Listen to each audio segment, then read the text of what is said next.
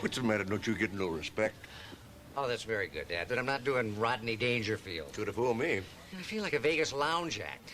It's bad enough I gotta wear this monkey suit, but then you make me come and pick you up here and everybody can see me. You look nice.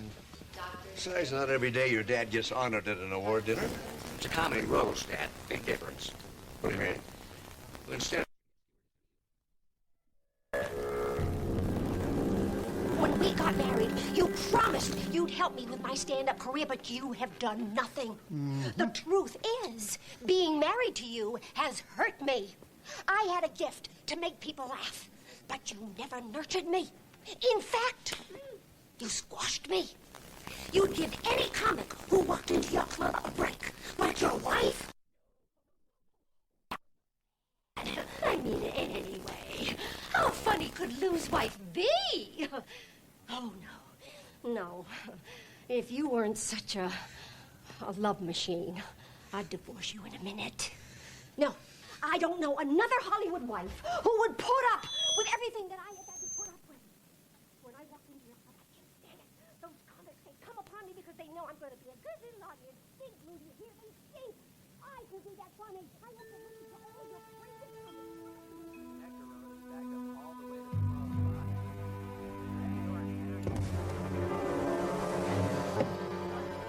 Going all the way to the stalled out big wing in the number 3 lane.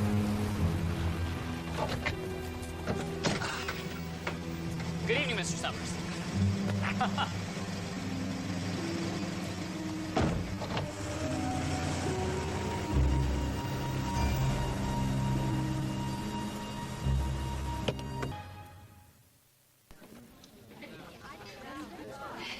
Hey, I just saw Ray Masters. I'm glad I remembered to bring my autograph book. Jesse, it was kind of an important night tonight. I'd appreciate it if you didn't. What, embarrass you? You think I'm going to embarrass you? No, it's not that. Just some of the hospital board members are going to be here. We have to keep some sense of decorum. Mark, these comics are ruthless. They're going to destroy every last shred of dignity you have. You know, they're not that bad, are they? Count on it.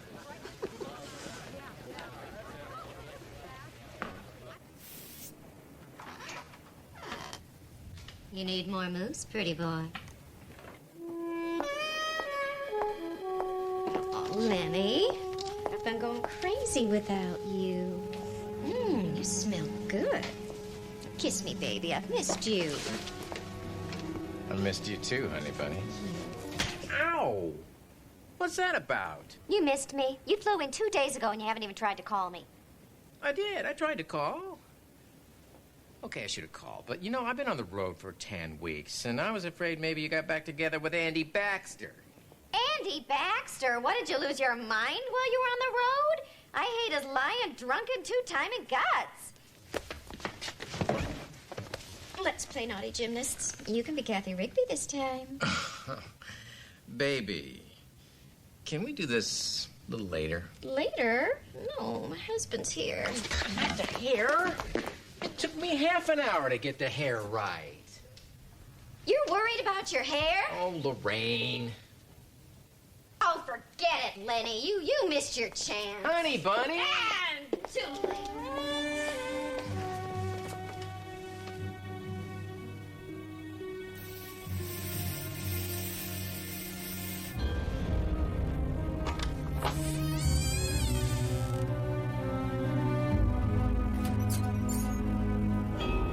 Cheers. I don't know how you got together such a great bunch of names tonight. I'm impressed. Is Andy Baxter coming? Not very likely. Kind of sad what happens when you get a successful movie. 300 million worldwide, and suddenly you're a big shot. Well, whether he comes or not, it's going to be a successful evening. Just hope those comedians take it easy on me. Go easy on you? Oh,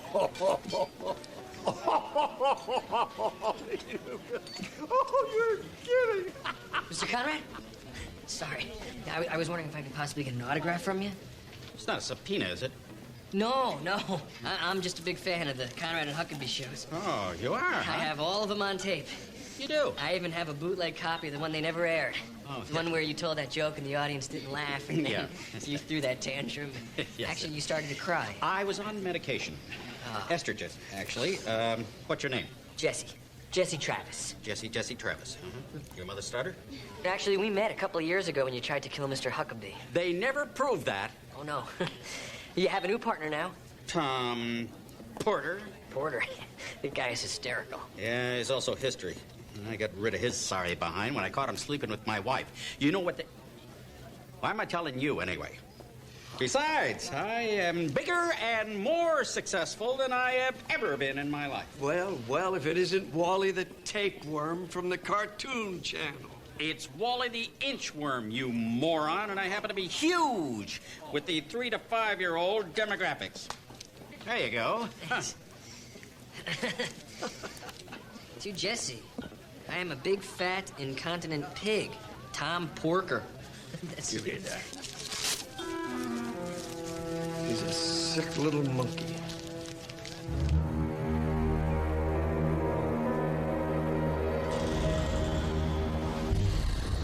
Wow, I can't believe I'm walking and talking with Jay Wilde.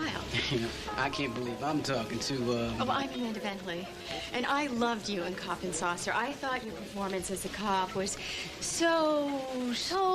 Humorless? I wasn't going to say that. It's not your fault that Andy Baxter got all the funny lines. And that's because he rewrote the damn thing. What are you drinking? A gin and tonic, please. Make that 2. Yeah, that's right. Oh, Andy gets all the good jokes, all the reviews, and the $1 million studio deals. To be honest, that movie pretty much destroyed my career. Really? But I'm not bitter, no. Matter of fact, I just came from LAX. Back from a terrific gig in New Mexico. What a life. Filming another movie? No, county fair. I was a judge. Oh. Something wrong? Can't find my knife. Forget the limes, just give us the drinks.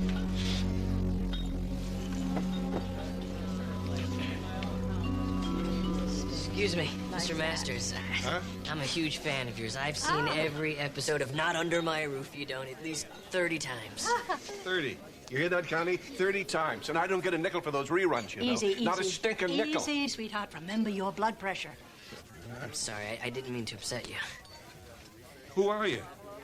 I'm Jesse Travis. I'm friends with Mark Sloan. And I'm really looking forward to seeing you on the dais tonight.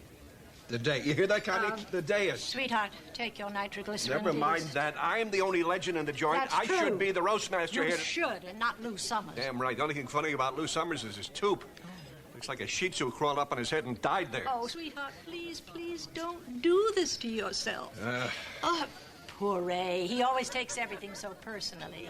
But when you think of all the underhanded things that Lou Summers has done to my darling husband over the years, stealing his jokes, using Ray's name to get better tables in restaurants, and claiming that he discovered Bill Cosby. Oh, I swear, there are times when I could just strangle that son of a... Connie, now, don't go there tonight. I'm sorry. We'll work it out in therapy in the morning. All right, sweetheart. Good, dear. Thank you. Can I get an autograph? Yeah, sure, kid. Nice that young people still remember the old man, huh? Oh. That'll be $35. $45 if you want to personalize. You're charging me? Well, his business manager insists. It's standard. Oh, that's the way it's done. Yeah. Oh, excuse me. Ray always throws up before a show. It's a kind of good luck thing with him. Sweet. I'm sorry. Lenny Rosen. Right. Can I get an autograph? Sure. I don't know if I can even make my rent this month. Nobody will hire me because you won't hire me. When you opened the joint, I was your headliner. Why, Lou? Why can't I work the club anymore? Hey, you want the truth, Pat? When you quit drinking, you lost your funny. That's the way it is. I'm sorry. Now enjoy the show.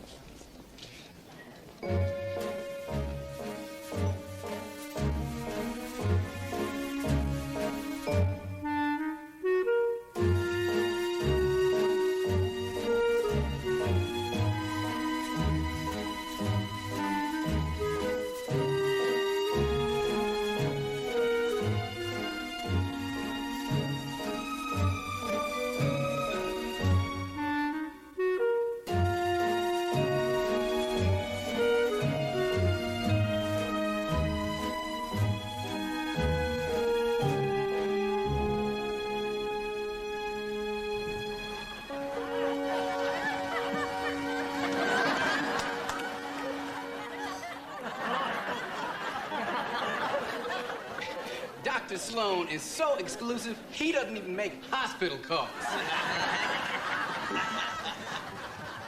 I trust Dr. Sloan. If he treats you for a broken arm, you can be sure that's what you're gonna die from. Dr. Sloan told me I needed gallbladder surgery. I said, hey, that's pretty serious. Should I get a second opinion? He said, sure, if you want, come back tomorrow. I told Dr. Sloan, I've got this ringing in my ears. He said, don't answer it. I wasn't feeling well, and Dr. Sloan said, well, you've got 6 months. And I said, I can't afford to pay the bill. He said, I'll give you another 6 months. But I gotta tell you, I've been to some parties with this guy, and believe me, when it comes to the ladies, he's a real Don Juan. The ladies don't want nothing to do with him. That's right. Well, we love you, Doc. Very funny, Ray, very funny. I think I almost heard a guy applauding back there. No, he was just slapping his face to stay awake. Well, as roast master, it is a pleasure to honor Mark Sloan, Joker's Club Man of the Year.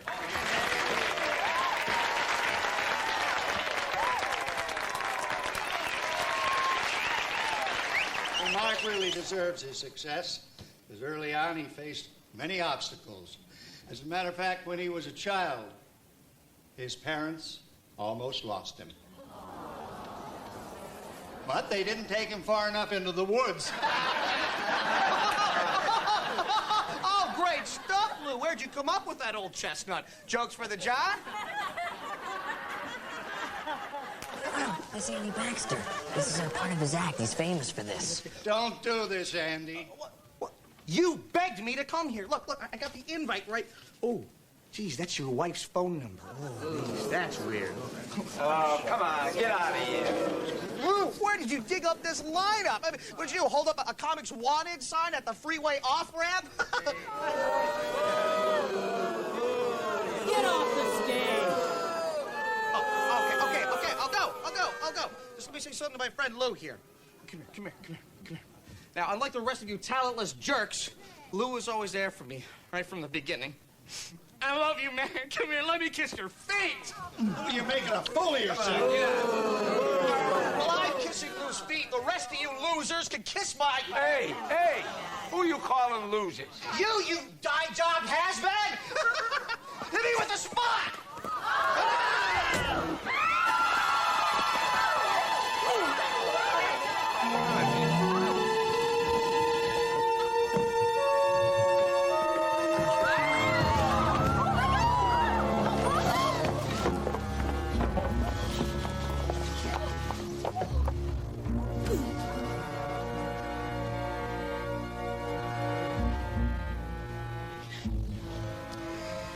He's dead.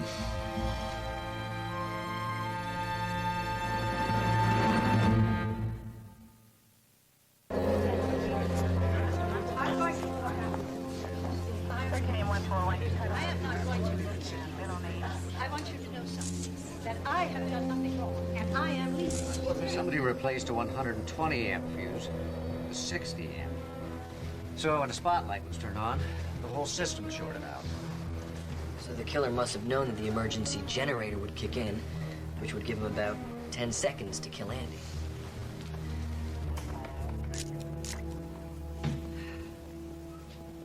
Look, everybody else left. Why are we the only ones who have to stay? Well, because it was dark, they couldn't see, and you were the only ones in the room close enough to stab Andy Baxter. Not me. I wasn't even sitting on the dais. Well, you were up there when the lights went out. Well, I wasn't. I never left my seat, which, by the way, was very uncomfortable. All right, Mrs. Summers, why don't you give your statement to that detective over there? I can solve your crime in 5 minutes. There's your murderer. He tried to kill his other ex-partner before, remember? If anybody's a killer, it's Porter. Look at those eyes. Cold and dead. Just like the lower half of his body. Oh. Boy. You know, no one seems to care too much that Andy Baxter's been killed. Jealousy. Every comic hates to see another comic's success. Oh. It's in our blood. We can't help it. Not in mine. Personally, I didn't like Andy. But I got a pretty happening career, so I didn't hate him either. You can't say the same for the rest of these guys. My Ray is never jealous. He just doesn't like a liar.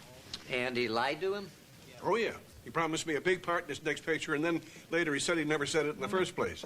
So he got stabbed in the back. In my book, that's poetic justice. Listen, I'd really love to stay, but I can't. I've got a midnight show at the Comedy Corner, and it's a really important gig. Well, no one's going anywhere, so just sit down. Okay, then. You didn't have anything to do with this, did you? I've done some stupid things in my life. The county fair was probably one of them. But I've never killed anybody. I spoke with the bartender. He said his knife disappeared earlier this evening. It was there when I was at the bar. Well, come to think of it, it wasn't there when we got our drinks. Any prints on the knife? It's just the bartender's. Forensics dusted the handle. I found this right beside the body. He probably used it to hold the knife. I'll bag it. Mark, you gotta help me. Dudley Do-Right here doesn't want me to go to the little boy's room, and I keep telling him there is no exit backstage. Everyone has to stay in the main room until they've all been cleared of suspicion. Oh, Lou can't wait that long. He has the bladder the size of a thimble. Oh, good, Liz. Tell the world, why don't you? Officer, he won't be going anywhere. Go ahead, Lou. I'll vouch for your bladder. Thank you. Thank you. Lou! Listen, Lou. Yeah, I gotta go. I gotta Not tell now. you something. Not now. You tell a comic he's not funny. Right. No, Lou, it's like telling him he's not a man. I know. And I still got it, Lou. I'm funny. I'm funny. Listen. Not now. Listen. I really got it. Listen, 3 dogs are in a pound, dogs, see? right. Okay, so the first dog says to the second dog. Second dog. How long you in for? How long you in for? And the second Oh, dog says, Ray, come here. Good joke. You tell him the joke. Go this. Lou, what joke? Okay, 3 dogs are in a pound. Yeah.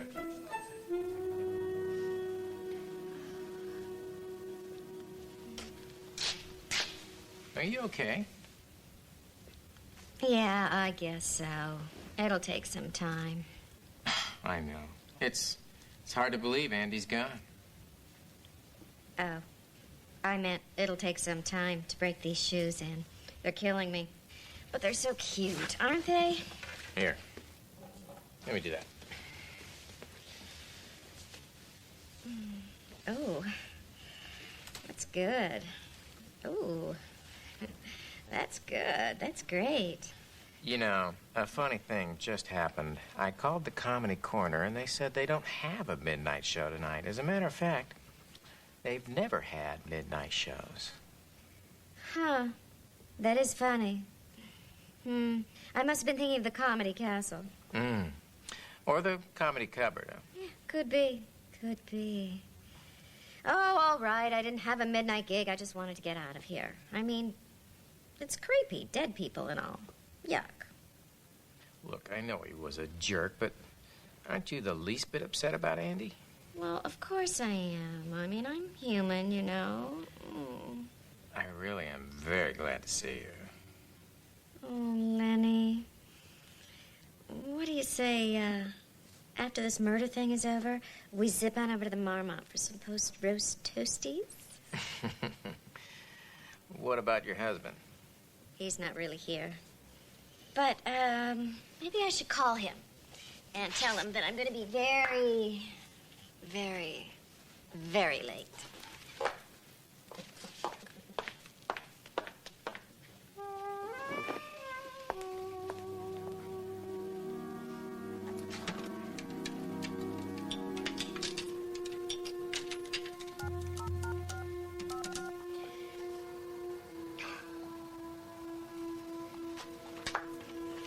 Hey, things didn't go exactly as planned. Yeah, I can't leave now. There's something that I gotta do first. Well, it doesn't concern you. I have to finish something I started. Don't be that way. Look, I gotta go. Somebody's coming. I can't talk. Bye. So the second dog says to the first dog, it was unbearable. My master went out, left me locked in the apartment for 10 days. Now I'm sitting there, see? Wait a minute. Mark, listen, you gotta hear this fantastic joke. Tell him, will you? Where you going? I'm not finished. I'm hip. Okay, I'll try one more time. Oh, look, Mr. Zito, I'd love to hear a good joke, but right now we're conducting a homicide investigation. I guess they're right. I'm not funny anymore. Oh, no, I didn't mean that. No, it's not your fault. It's everybody. Nobody will even listen to my jokes anymore. I might as well face it. My career has left the building. It's over. Down the toilet, kaput. I'm done. Finished, washed up. Yesterday's news. Look, I'll one short joke, okay? Oh, okay. 3 dogs were in the pound, see? Yeah. And the first dog says to the second dog. Wait a minute. What is the one where the third dog comes in and says, I'm just here to get my nails clipped? You know, I don't do kidney transplants, and you don't do punchlines. I'm sorry. Jeez. Mark, you seen Jesse anywhere? I saw him about 20 minutes ago. Why?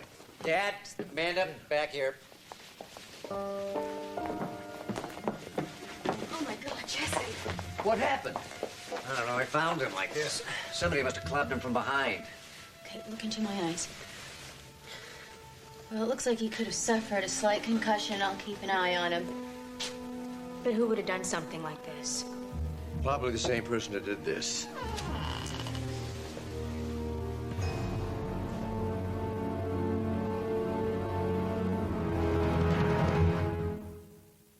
Little slugger. More likely, a little bronze lady. My award, it was on the table over there. Blood spots on it. Whoever hit you with it must have killed Lou. Why can't they just give you a certificate? What happened? I'm sorry, you gentlemen will have to stay in the main room. This is a murder scene. Well, so's the main room. There's 2 killers running amok around this joint. You know, I don't think so. 2 murders? It's not likely. Isn't more likely that the first murder was a mistake. You mean the killer wasn't out to get Andy Baxter? Well, think about it. Nobody knew that Andy was going to be here for sure tonight. He was standing right in front of Lou just before he was stabbed. The killer must have been so desperate to get rid of Lou that after that first mistake, he just kept trying. I think we're dealing with one murderer here. Oh, I can't believe I'm never going to see him again or hold him. He left the house before I did. And I never got to kiss him goodbye. You two came in separate cars? We had to. He told me he was going to meet someone after the roast, but he didn't say who. This dear. Now, oh, Ray and I are going to miss him terribly. Terribly. And you know, we even named our little puppy after him. Oh, the Shih Tzu. Yes. Oh. Steve is a reporter waiting for you. Well, tell him to wait outside until I'm ready to give a statement, would you? First of all, he's a she, and she said she had some information that might be pertinent to the investigation. She's backstage.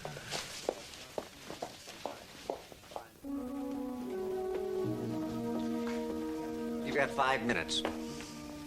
I only need 2. Lou Summers called me this morning. What about? Said to meet him back here after the roast. Why? Don't know.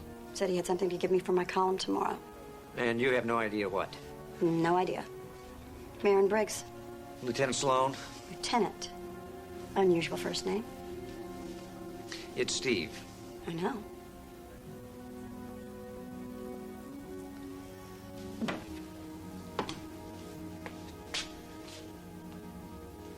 Oh, anytime I can help. Appreciate the help. Bye.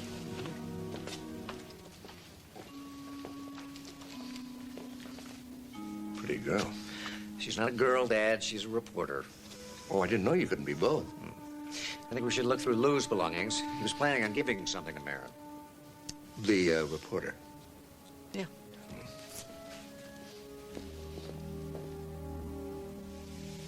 Oh, Lou always had such beautiful hair. Oh. Liz, I know this is a little difficult for you, but it's important. We'd like for you to go through all these things and tell us if there's anything he would not ordinarily carry, or if there's anything missing. Wait, let's see. Well, all of his credit cards are here, and his driver's license and his senior citizen's discount card. And oh, there's a picture of us at our son's wedding. He broke his foot that night doing the horror. Can I talk to you for a minute? Wait, let's see. This is so hard for me to say, but it's eating me up. I think Lorraine Kay is the killer. Why is that? Do you remember how anxious she was to get out of here to play a midnight show at a comedy club? Well, there wasn't any show. I made some calls. So you're saying she's a murderer because she lied about a job? No, there's more than that. She and Andy Baxter had an affair. It was a big secret. Then she broke it off, but she was always terrified that in one of his drunken rages, Andy would tell her husband. Some friend I am telling you all this. I still don't see why she would have any reason to kill Mr. Summers. Well, maybe she was afraid Lou saw her kill Andy Baxter. About a minute after Lou went backstage, Lorraine made some lame excuse about having to make a phone call. Then she followed him. Now, there's a perfectly good phone in the lobby, but she insisted upon using the one all the way backstage. Don't you find that a bit odd? Well, a little odd, maybe, but I still don't think that's proof of murder. Look, I love Lorraine like a sister, but she's got a dark side. Well, isn't that true of most comics? The good ones, yeah. You consider yourself one of the good ones, don't you, Mr. Rosen? I do. One of the best. Because I've got a pretty good idea who the killer is. Who? You. That's ridiculous. I had no reason to kill Andy, and I certainly had no reason to kill Lou. He was like a father to me. Steve, connect the dots here for me. We're looking for means, opportunity, and motive. Motive? I owe my career to Lou. He gave me my big break. He invited all these network people down to the Laugh Joint to watch my act. And they went crazy over you. Offered you your own TV show. Exactly. So, what's my motive for killing him? Extreme gratitude? I still don't see the dots connecting. Lou gave Lenny the idea of setting a show on a comedy club. As a matter of fact, he named the owner of the club Lou. I didn't know you were such a TV trivia buff. I just talked to a reporter that remembers the story very well. Lou thought Lenny was ripping him off. The show sold into syndication for millions, and Lou figured he was entitled to a piece of it. Everybody knew I wasn't happy when Lou sued me. But what your reporter neglected to tell you was the case was settled out of court. Not only was Lou compensated, he got a co-created by screen credit, and that was because I insisted on it. So, I guess you can kiss your motive bye-bye. The angle of incidence for both the blow to the back of the head and the stab wound went from right to left, which tells me that the killer was probably right-handed, but Mr. Rosen's left-handed. I saw him give an autograph to Jesse. I think you owe me an apology. Lieutenant, Dr. Travis is looking for you.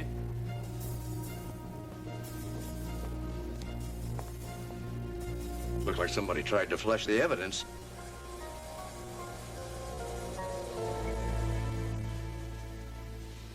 Anything look familiar there, Liz? Not really. Is it a girl? Well, I think it's more than one girl. There's a blonde, there's a brunette, and then there's someone in their darker skin. I just don't know. Do you remember if there was a picture in there? Oh, yes. Oh, Lou always carried around pictures of our 3 granddaughters. Oh, Molly's picture is missing. Does Molly look like any of these? Well, Molly has dark brown hair, so it's not the blonde. And she wouldn't be caught dead wearing bangs. And this just isn't her nose. It's much too broad. I really thought we had something here. I'm sorry, Liz. Wait, let me take a look at this again. Lou's picture of Molly. That was when she was 14 years old, before she had her nose job. Oh, yes, it was her sweet 16 present. Oh, yes, that's definitely Molly's old nose. It looked just like Lou's. Oh. Lou was probably going to give that picture to the reporter, and the killer didn't want it to happen. Picture of his granddaughter and 2 other girls. What's the connection? Is there a computer around here? Oh, yes, there's one in the office. I need 3. 3 it is. 2 for me. 2 for the man. It's 1. I'll stay with these. Adulterer.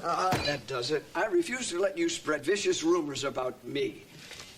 Are you denying it? Yes, I never slept with your wife. I walked in on you. Well, I mean, I slept with her, but I never slept with her. Uh-huh. Okay, come on. Let's get it on. Come on. Man to man, let's go. Tim, Come on. the two of us fell asleep on the sofa after an exhausting game of pinochle. Yeah, that's your story. Well, that's the true story. Believe me, I would remember. I mean, that Mitzi, wow, we. All right, that's it.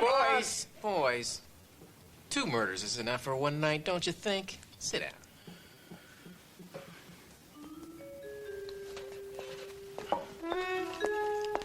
And no kibitzing, Lorraine.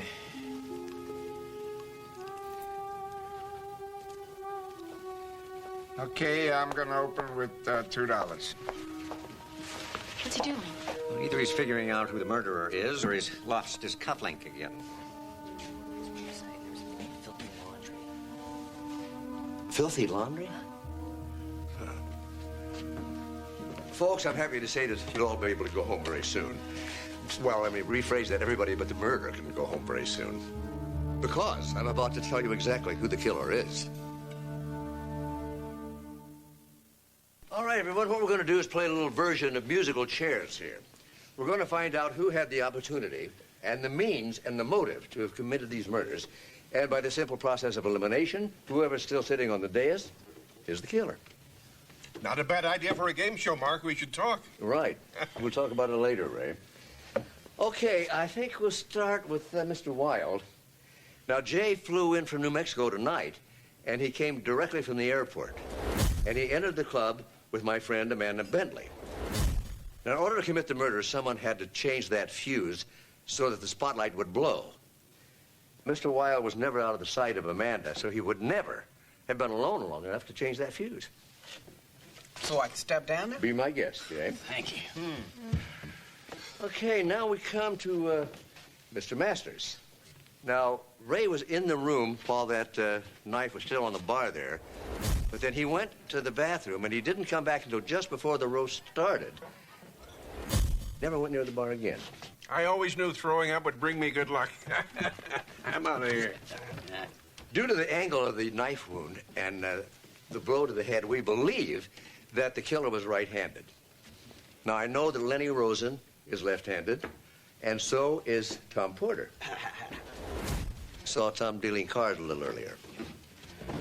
All right, so we come now down to Mr. Pat Zito.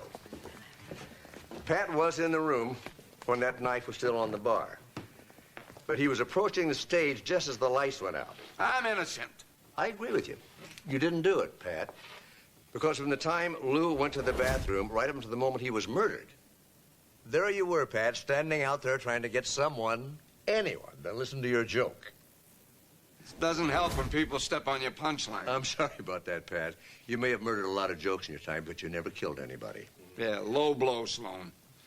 I gotta hit the jar, and that chicken's not sitting well. All right, that narrows it down to Mr. Tim Conrad and Miss Lorraine Kay. When the lights went out, Tim jumped up from his chair. Now, he said he was trying to get away from Andy Baxter. He never tells the truth. Look at his driver's license. It says he's 6'1". Tonight, he wasn't lying. Look at this blueberry stain on his shirt there. Why, he never washes his clothes. That stain is probably there from laughing. No, this is a little more recent. Tonight, as a matter of fact. When he jumped up, he ran into a dessert cart and knocked a plate of blueberry pie onto the floor. And he was headed that direction, off stage.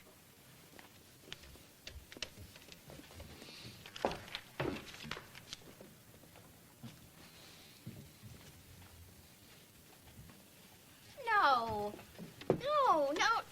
something's wrong. I didn't do anything, I swear.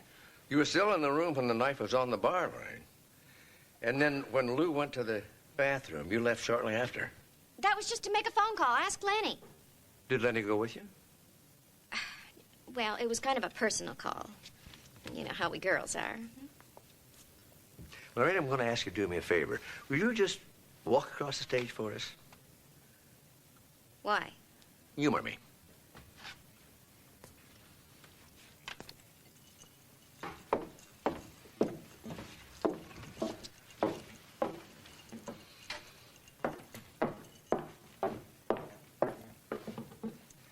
Jesse, did you hear any clicking like that just before you were knocked out? No. No, and Lou didn't either. Because otherwise, he would have turned around and been hit in the front of the head instead of the back. Well, what if his hearing aids were turned off? Then he wouldn't have been able to hear anything. That's true, Tom, except Lou had both of his hearing aids turned all the way up. Maybe she took her shoes off. What are you doing, Lenny? You think I did it? Oh, no, baby, but hey, take a look around. You're the only one left up there. Well, that's it, Lenny. You can just forget about meeting me later at the Marmont. You know, he's right. You could have taken your shoes off and snuck up on Lou, and he wouldn't have heard you. I want to ask you to do a favor. Would you take your shoe off?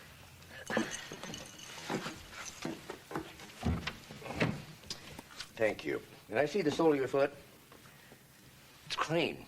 And the backstage area isn't. If she had had her shoes off, the sole of her foot would be filthy. It looks like you can step down, too, Miss Kay.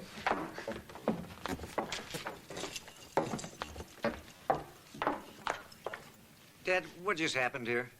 We've got 2 dead bodies, 2 murder weapons, and no murderer. You know, Mark, maybe the game show thing won't work out after all. No murderer. Kind of takes the oomph out of it. No, there's a murderer, all right, Ray, and he had a heck of a motive, too.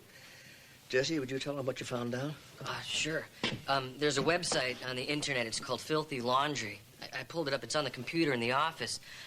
Anyway, it's loaded with Hollywood gossip and tabloid stuff. About a week ago, they ran a blind item about a comic who has a thing for young girls. Very young girls. I suppose one of those young girls was Lou's granddaughter. Lou was morally outraged. He wanted this comic exposed. Makes sense. So Lou was going to hand over a picture of his granddaughter and 2 other underage girls to Marin, the reporter tonight? Exactly. Now, the killer got wind of this, and he was going to make sure that that did not happen. So he changed the fuse in the fuse box so that when the spot went on, the lights would go out. He'd have about 10 seconds to stab Lou. He went to the bar, and he stole that knife when the bartender wasn't looking. Unfortunately, when the lights came on, he discovered he had missed his intended victim. But he didn't give up. He saw Lou go backstage. So he followed him. He was going to ambush him when he came out of the bathroom. But he heard someone coming. He quickly ducked behind a curtain.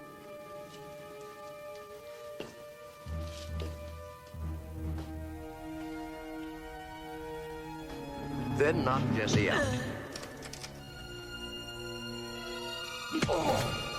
After he bludgeoned Lou, casually walked right back here into the main room. You know, this is such a wonderful old place. So many gifted, talented people walk through those doors. Dad, are you okay? Yeah, fine. Look at that ceiling. You simply don't see crown molding like that anymore.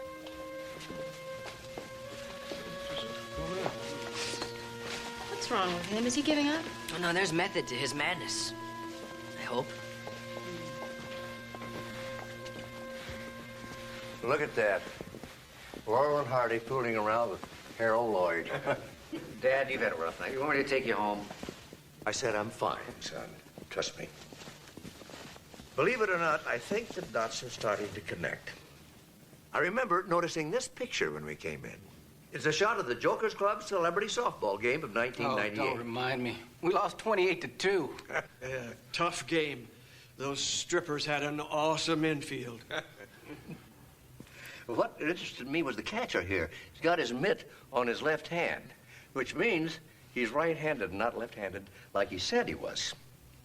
You find that interesting, Mr. Rosen? What are you getting at? Nice catch. Can we spell ambidextrous? So I'm ambidextrous. What does that prove? Well, it proves almost everything. You know, only a handful of people here could have possibly committed the crime, and they've all been eliminated. You were only eliminated because you said you were left-handed.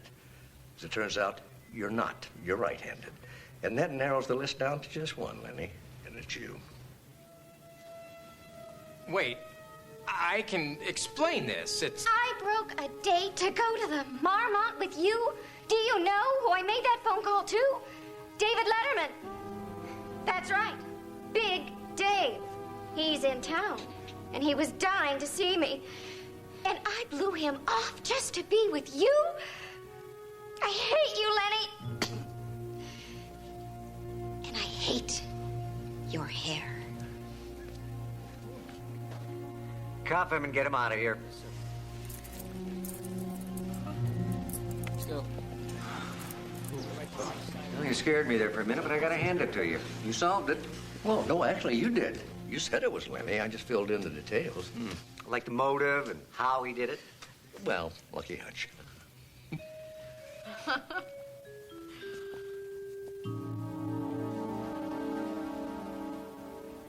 You know, Lou and I, well, we fought sometimes. Whoa. Well, every marriage has its ups and downs. Oh, Lou would have wanted so much to hand you that award personally. I know. If it wasn't for you, I would have lost him years ago to one illness or another. You kept him going. He was a great man, Liz. Mm-hmm. Neither one of us will ever forget him. Oh, thank you so much.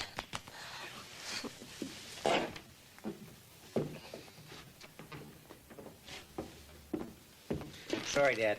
Exhibit A. I'll clean it up and give it back to you after the trial. Yeah, okay. Would have been nicer to hold it for a second.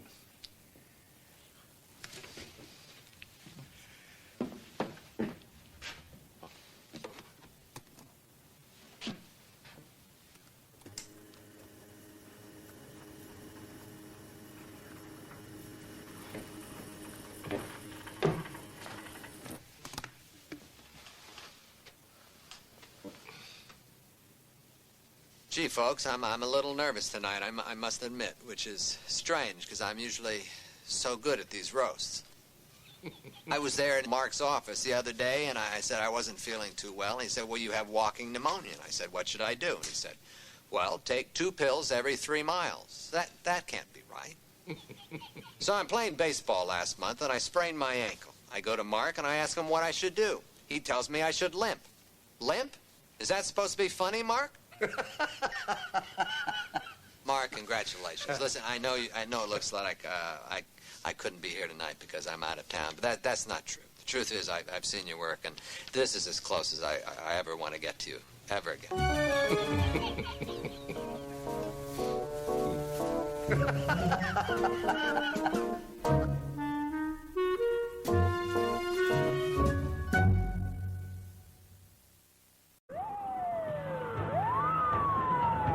The spate of random bombings that began 3 months ago after the execution of accused Sunnyview bomber Louis Sweeney continues unabated, the death toll rising to 61.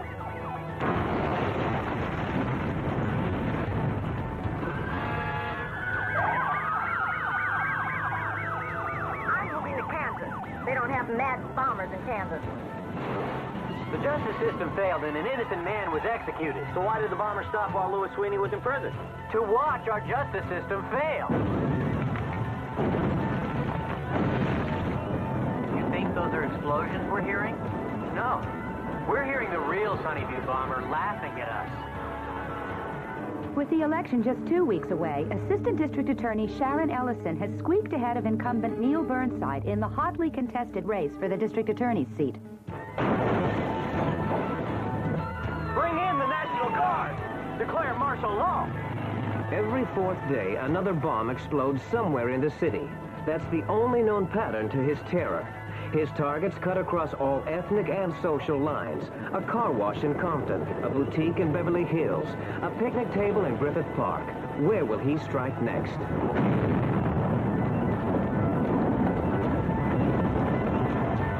There's no bomber, okay? It's actually an operation by the United Nations shadow government to foment anarchy and undermine our country. The blame for this bloodshed rests solely on the shoulders of Mark Sloan, the disgraced doctor and former police consultant who railroaded my father into prison, and ultimately to his death by lethal injection. It was his unforgivable arrogance, combined with the naked political ambition of prosecutor Neil Burnside, that left the real bomber free to carry on his reign of terror. I lost my father, but this city has lost so much more. None of us can rest until the bomber and Mark Sloan pay for their heinous crimes.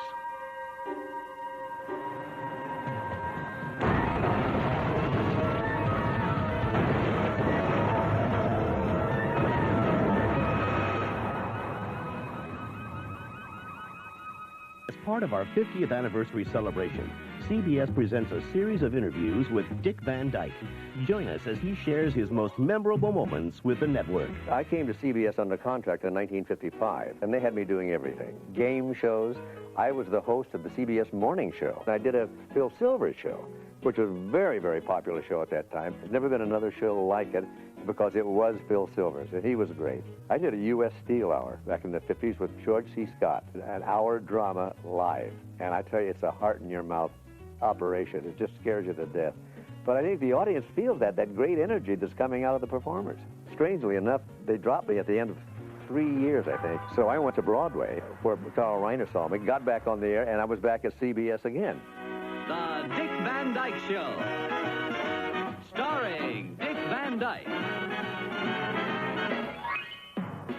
It was shot at what they called the Little Desilu Studios, owned by Desi and Lucy. There were 5 shows, Danny Thomas, Andy Griffith, me, very tight little group, all comedy shows, and a great place to work.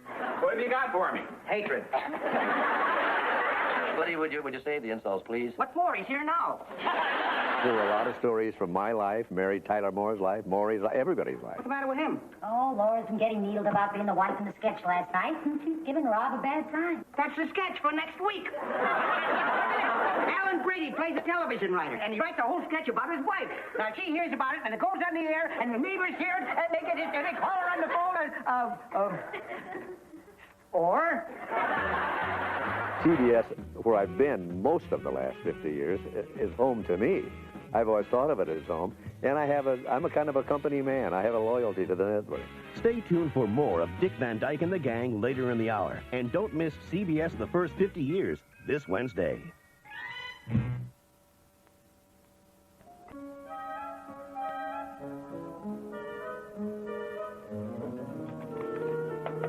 Hello? Anybody home? Yeah, Jess in here. Hey, I was on my way to the hospital, and I thought maybe you could use a little sugar fix. Oh, thanks, I could use it. Another bombing last night. Yeah, I heard. Department store downtown. Night watchman was killed. You know, maybe I could talk to Gianna Hero. She can sneak me a look at those autopsy reports. No.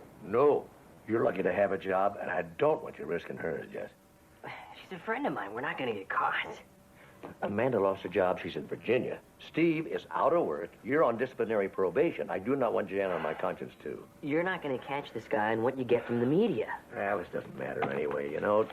The key to this nightmare is the original Sunnyview bombing. I've got to solve that one first. You caught Louis Sweeney. He was the Sunnyview bomber, wasn't he? Oh, I caught the right man, all right, but I never solved the case. I never figured out why he did it. Once I do that, I can catch this one. Well, if it's Carter Sweeney, he's doing it to avenge his father. Well, either that or, just pick it up where he left off 6 years ago. I really need to have another look at the original evidence. That's not going to be easy. Steve can't help us, and Sharon Ellison has confiscated all of Amanda's files. How many spare keys did Amanda keep for her car? Spare keys? She kept one in her desk, then one in her locker in case she couldn't get to her desk, one in your locker in case she couldn't get to her locker. If she did that with her keys, imagine what she did with her files.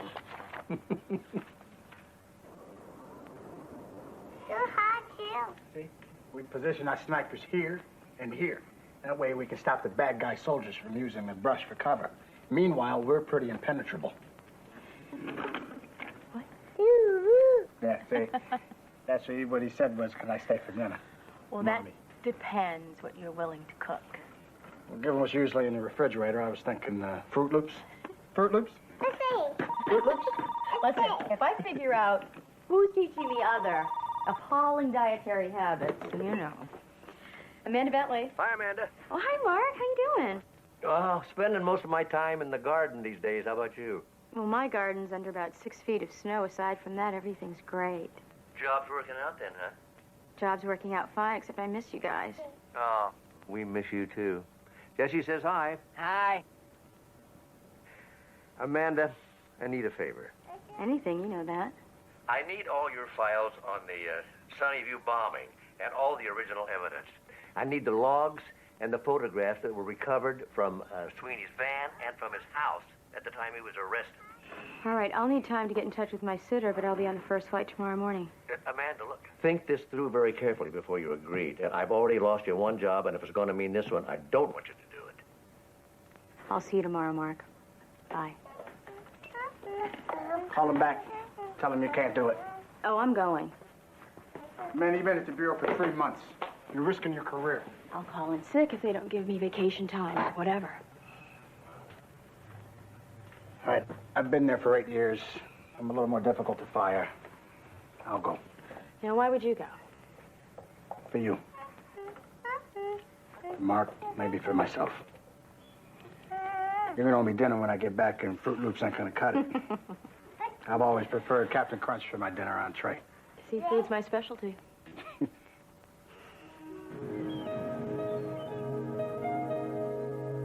can't believe Amanda kept copies of all these files. Amanda still has her high school notebooks. Grocery list from 1987, anything else that ever passed through her hands. I got the backache to prove it. You know, the forensic evidence on both bombings, past and present, is identical. Except, look at this, the original boxes had lots of little imperfections in the carving. See that? That's the charm of handmade work, makes it unique. Right. But look at the fragments of the new carvings. The same design, but almost perfect. And there's one little flaw that occurs in every fragment that we found. The curse of mass production. Whoever the new bomber is, he isn't interested in craftsmanship. Louis Sweeney carved his boxes by hand. Now, our new guy here is using power tools, and he's got either a router or a bit that's got a little nick in it. It's interesting, but it doesn't bring us any closer to discovering the pattern. It's just one day until he strikes again. What do a diner, a gas station, a couple of homes, a car dealership, a park bench, a statuary store, and a bakery have in common? They're all places in Los Angeles. Well, that's a big help. No, it might be. I'm always doing that. Where's the photos of the stuff from Sweeney's van? Right here. Gum wrappers, map book, Doobie Brothers tapes, sunglasses, an auto card, dynamite, blasting caps, timers, and 1,000 flathead brass screws. Stuff everybody has in their back seat. And he had a Morris map, too. So do I. Yeah, me too. But I'll bet you the two you have in this one are a lot later copyright. The one Sweeney had was a much earlier edition.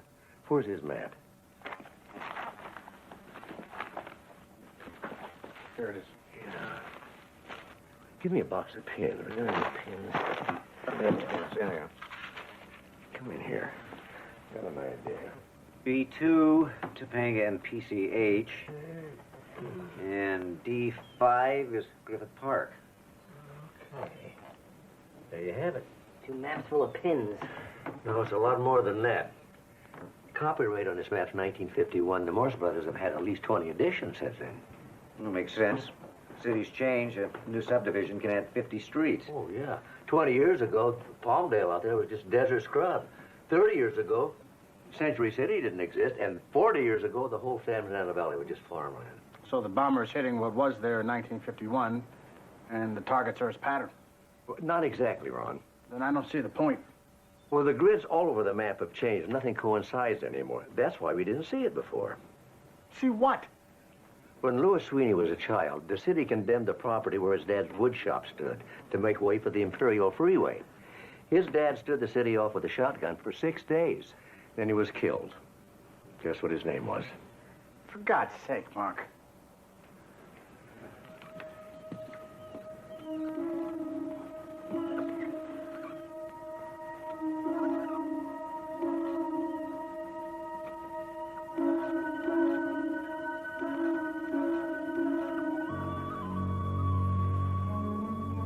Reagan Sweeney.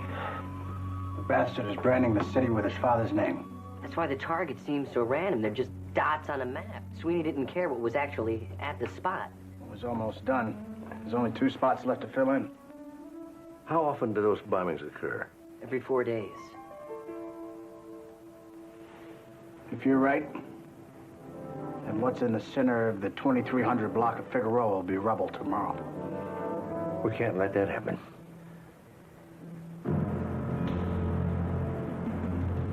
Sunny View bomber was exacting his revenge against a city that murdered his father. The pattern was right in front of us. Connect the dots. It spells Reagan Sweeney. Connecting the dots. Why didn't I think of that?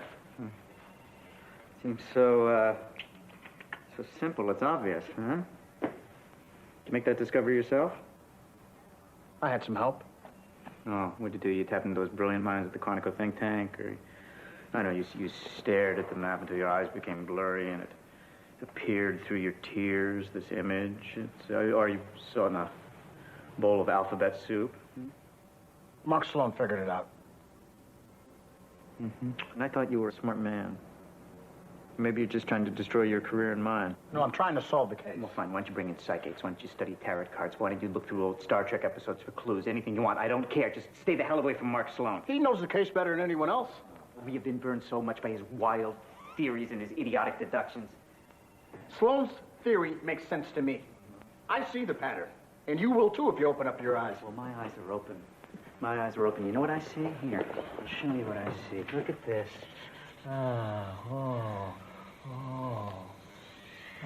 What's this?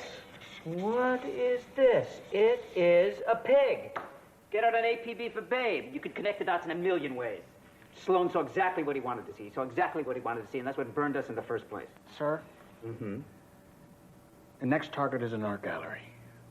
It won't hurt to evacuate the building. Yeah, until the clocks at the 11 o'clock news find out why we did it. If Sloan is wrong, if he's right, we save lives. I am still in charge of this investigation, and we are not going to follow Sloan's stupid theories. End of discussion.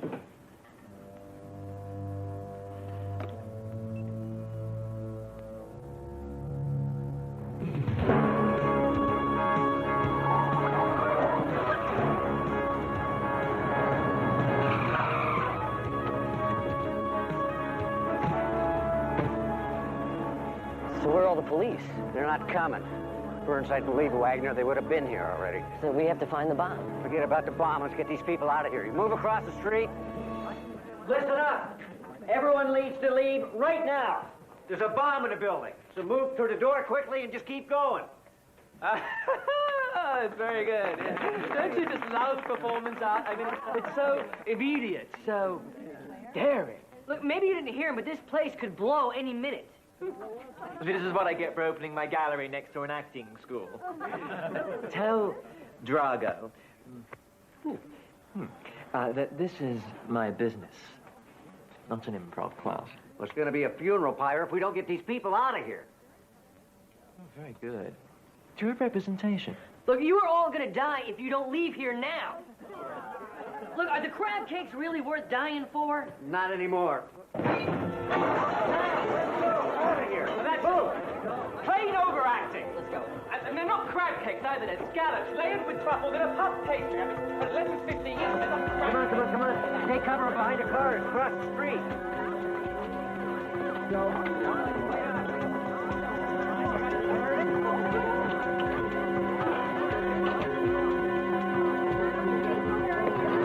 Do you have any idea what you're doing? This is Ernest Wollengren's first show in 2 years. Everybody out of there? Yeah, it's clear. You're with the FBI. And there really is a bomb. I'm afraid so. Where's Andre? Who's Andre? The caterer. He was in the back room.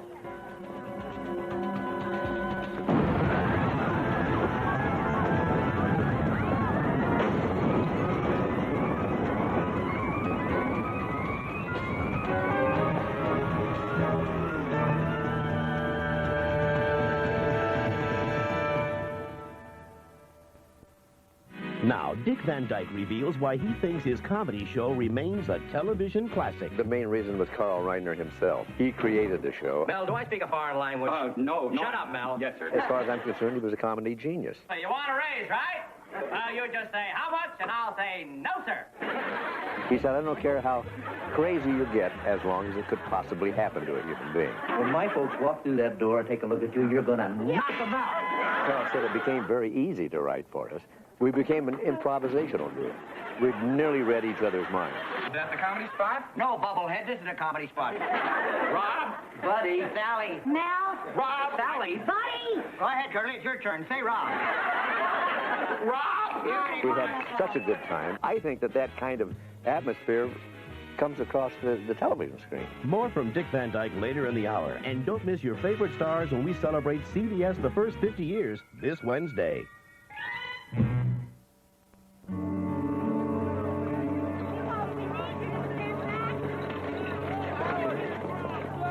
Because of your selfish political concerns, that man's dead. If you listen to Wagner, we could have evacuated that gallery before anybody got hurt. No, I thought we had. He was in the back room wearing headphones. He didn't hear the warnings. I'm sorry, I don't know what to say. When you think of something, don't tell me, tell his next of kin.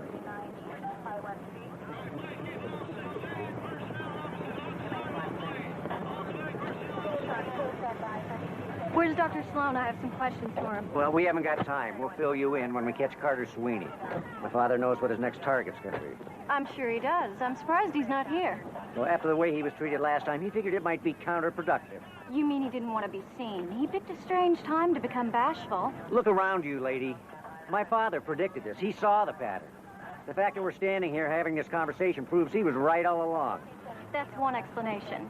Another is that he set this bomb himself as a stunt to clear his name and justify further harassment of the Sweeneys. He's not here because he's afraid to return to the scene of his crime. You're out of line. I'm doing my job.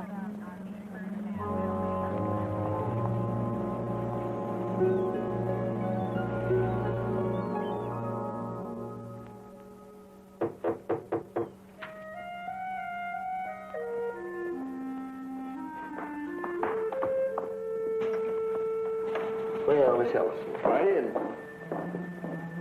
Gentlemen? Sir? Interesting decor, Doctor. You seem to be a fan of the serial bomber. I'm trying to stop him, and if you'd listened to Wagner, we could have. If I'm not mistaken, your living room knickknacks look a lot like official documents and evidence in an active police investigation. I'm working with the FBI, Miss Ellison. You're obstructing justice. I'm confiscating all of this. Do you have a warrant? I don't need one. Do you see this seal, Doctor? It means it belongs to me. By having this evidence in your possession, you have seriously compromised an ongoing investigation. But that was your intention all along, wasn't it? If I hadn't had this evidence, I would never been able to figure out the bomber's pattern. Now we can catch him, now that I know.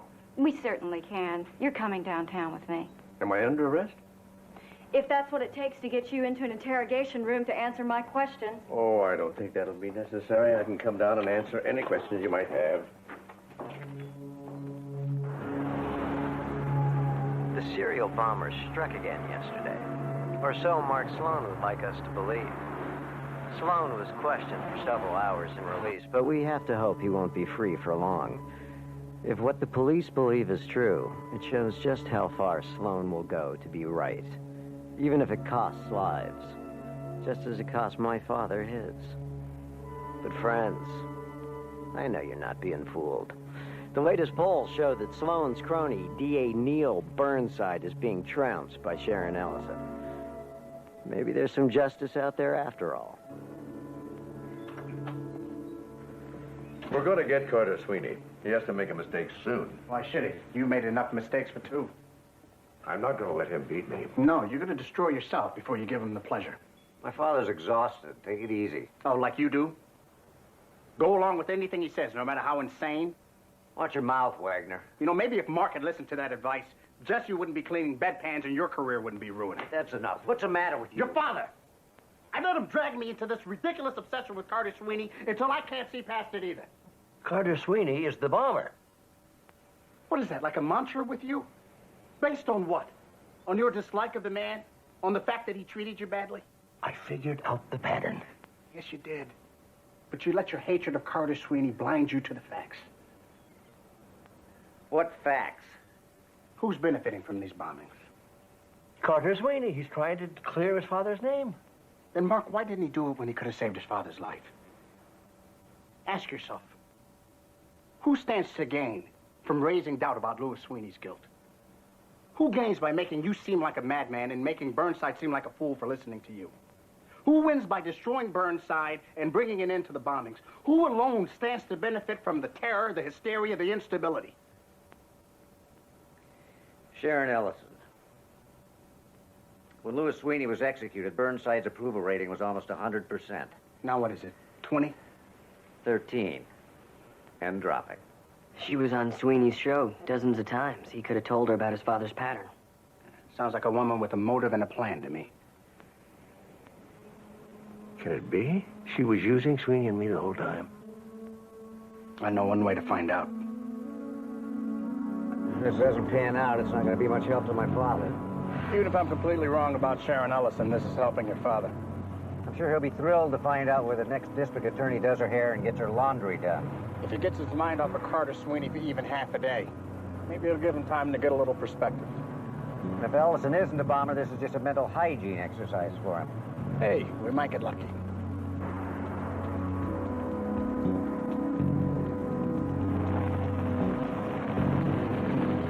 This Caitlin Sweeney shop. Guess we got lucky. Very lucky.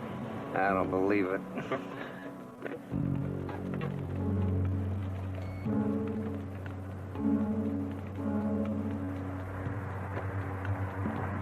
Detective Sloan was here a few weeks back.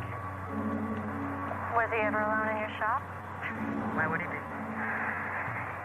Caitlin, I have reason to believe that someone planted the bomb specifically to frame your brother. In the bomb fragments, we found pieces of African walnut, just like the kind you use here. Couldn't stand the sight of him. So I walked away, and I left him alone in my workshop. It would have been so easy for Steve Sloan to steal a piece of my wood. Thank you. Anytime.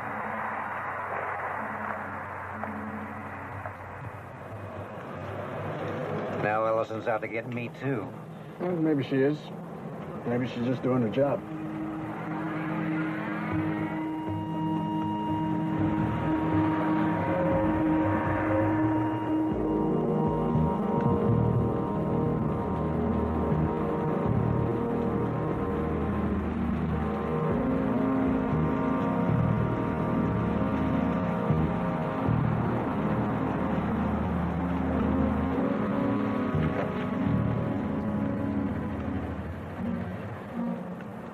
We should go straight to Burnside. And tell him what? That his campaign rival is conspiring with Caitlin Sweeney. I didn't hear anything like that. She practically told Caitlin what to say. An aggressive interviewing style is hardly proof of corruption. No, but that is. Carter Sweeney is not a criminal. She could be here on legitimate business.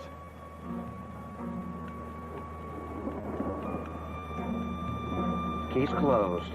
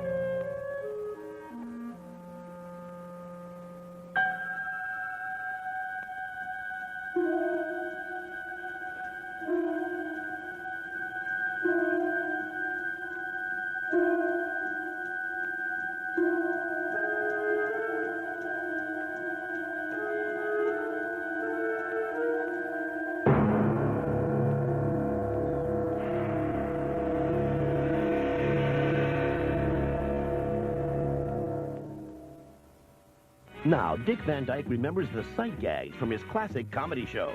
A lot of kids watch the show, and what they love is the physicality, the visual comedy. I'm told that people used to lay bets on whether or not I would go over the sofa. They gave me a lot of leeway to come up with comedy bits. Do you mind if I smoke? Perfectly all right. Oh, thank you. I used them all. I think this is it. Oh, hand me the phone. It made the show different than the other family-type sitcoms were on during that time. We do a flashback about the day that Richie was born and all the madness that happens during that. It's time.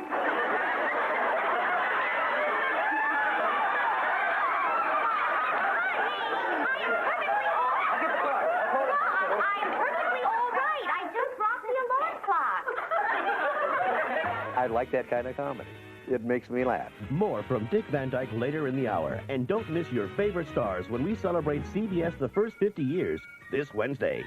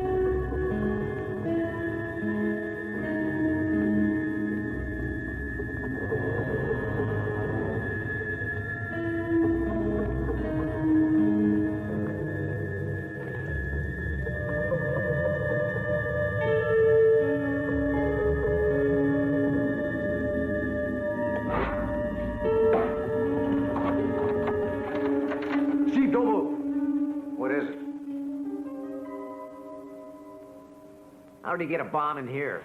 I took a sleeping pill last night. It's the last time I'll ever do that. There's one rigged to my bedroom door, one with the rug, and I don't know how many more booby traps there are. I'll call the bomb squad. No. We'll handle this ourselves. We'll hand this stuff to Amanda for testing. That's just in case Sharon Ellison has anything to do with this. She does. Sharon Ellison and Carter Sweeney are lovers. So we're getting close and they know it. I think it's about time I got back on this case. So how are you going to do that? Politics. There's absolutely no way that I'm bringing you back on the case. The only thing crazier would be to bring your father back on. What do you care? Your approval rating's in the dumper already. Get out, Sloan. Give me back my detective shield. You might have a chance of beating Sharon Ellison. Oh, and give her more ammunition to club me with in the media. That's a brilliant strategy. I can see why you've risen so far in the department. Get out. Put me on the case. I will give you Sharon Ellison right now.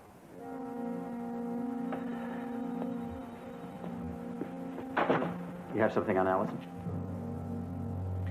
Reinstate me and find out. You have no power, you know. I can take this information and give you nothing.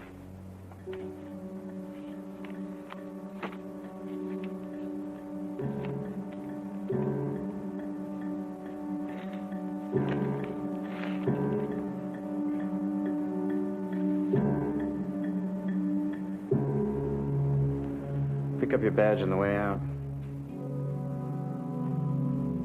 Congratulations. You're a politician now. I don't think so. I can still look at myself in the mirror. Well, the best always can.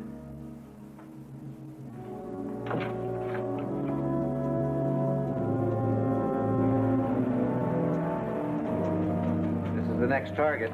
It's an empty warehouse in Chatsworth. We don't have to worry about evacuating a lot of people. And starting today, we've got it under 24-hour surveillance.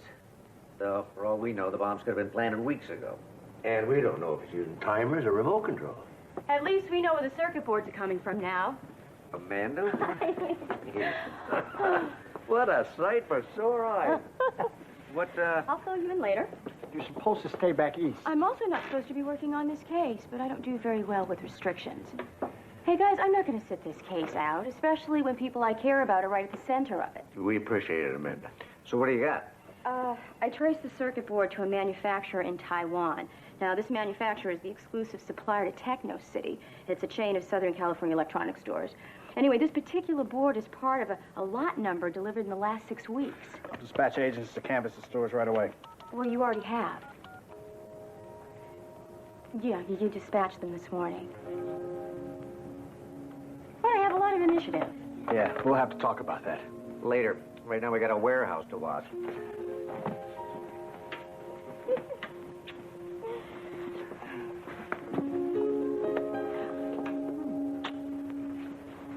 Glad you're here.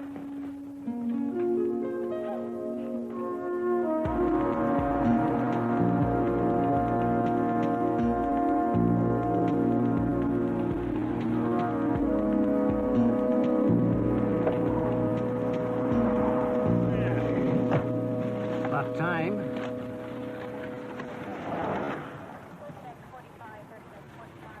What is this? I said burritos. It's a spring roll. Chinese burrito, huh? It was closer. So what took you so long? I was getting briefed. Amanda's lead panned out. Sharon Ellison paid cash for a dozen boards at a South Pasadena techno city 3 weeks ago. She paid cash. How did he know it was Ellison? The clerk ID'd her picture and her transactions on security camera footage. She argued she was getting her home computer fixed. There must be 1,000 people in this city that bought boards with the same lot numbers.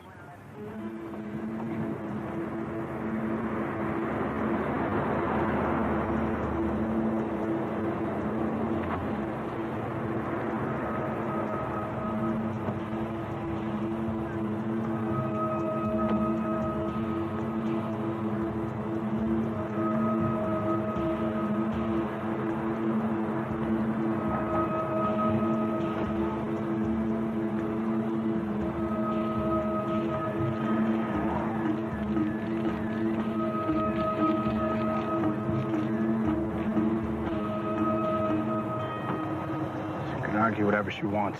I'm arresting her.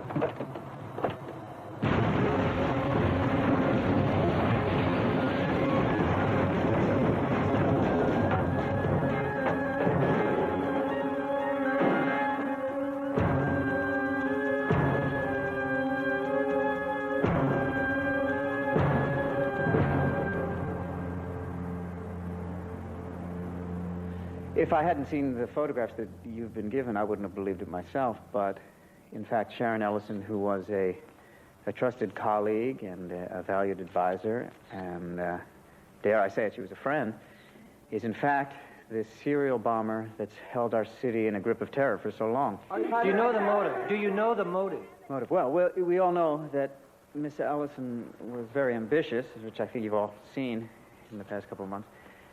And I think what we mistook for a healthy ambition was actually a pathological desire for power. Are you saying that she killed dozens of people to get your job? No, it sounds insane, but if you think about it, it almost worked.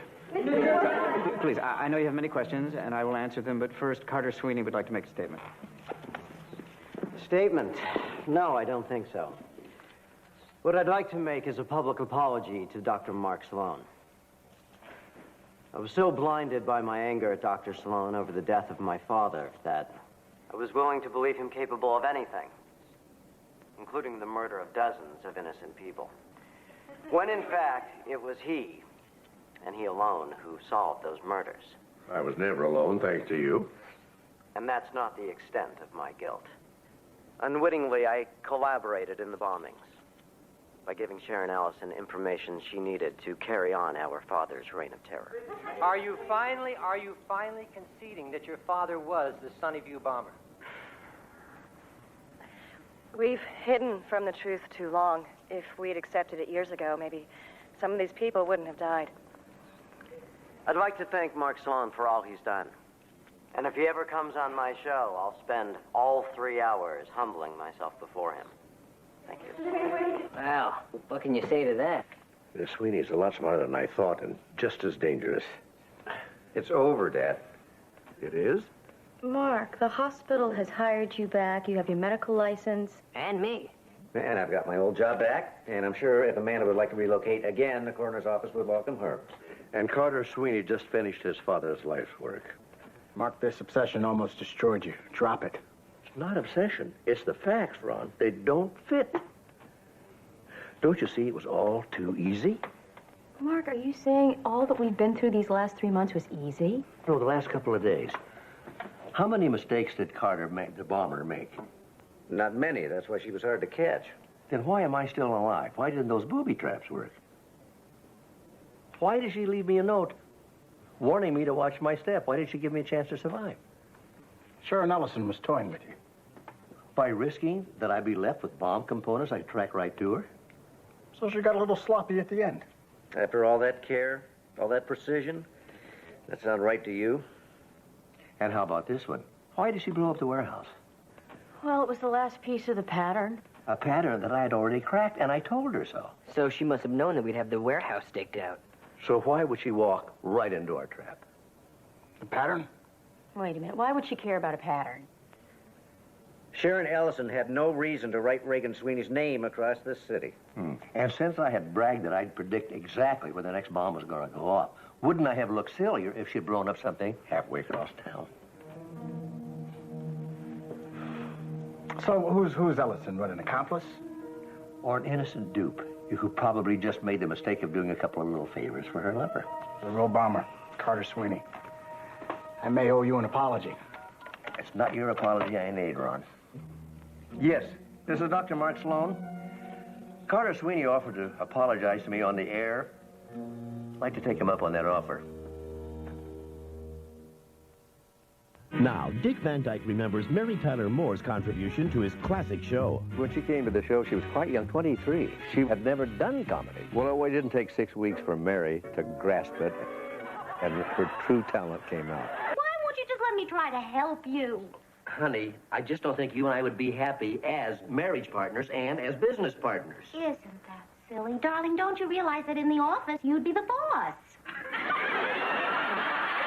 There was the implication that we had a physical attraction for one another. Gee, darling, I wish I could help you with an idea. You could. How?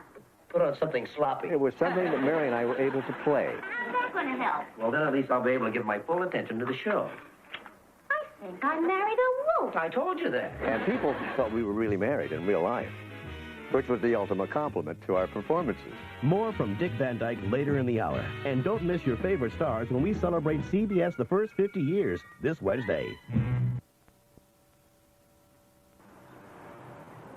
So plug up your ears till tomorrow at 2, because there's nothing worth hearing till I come back to you. And remember...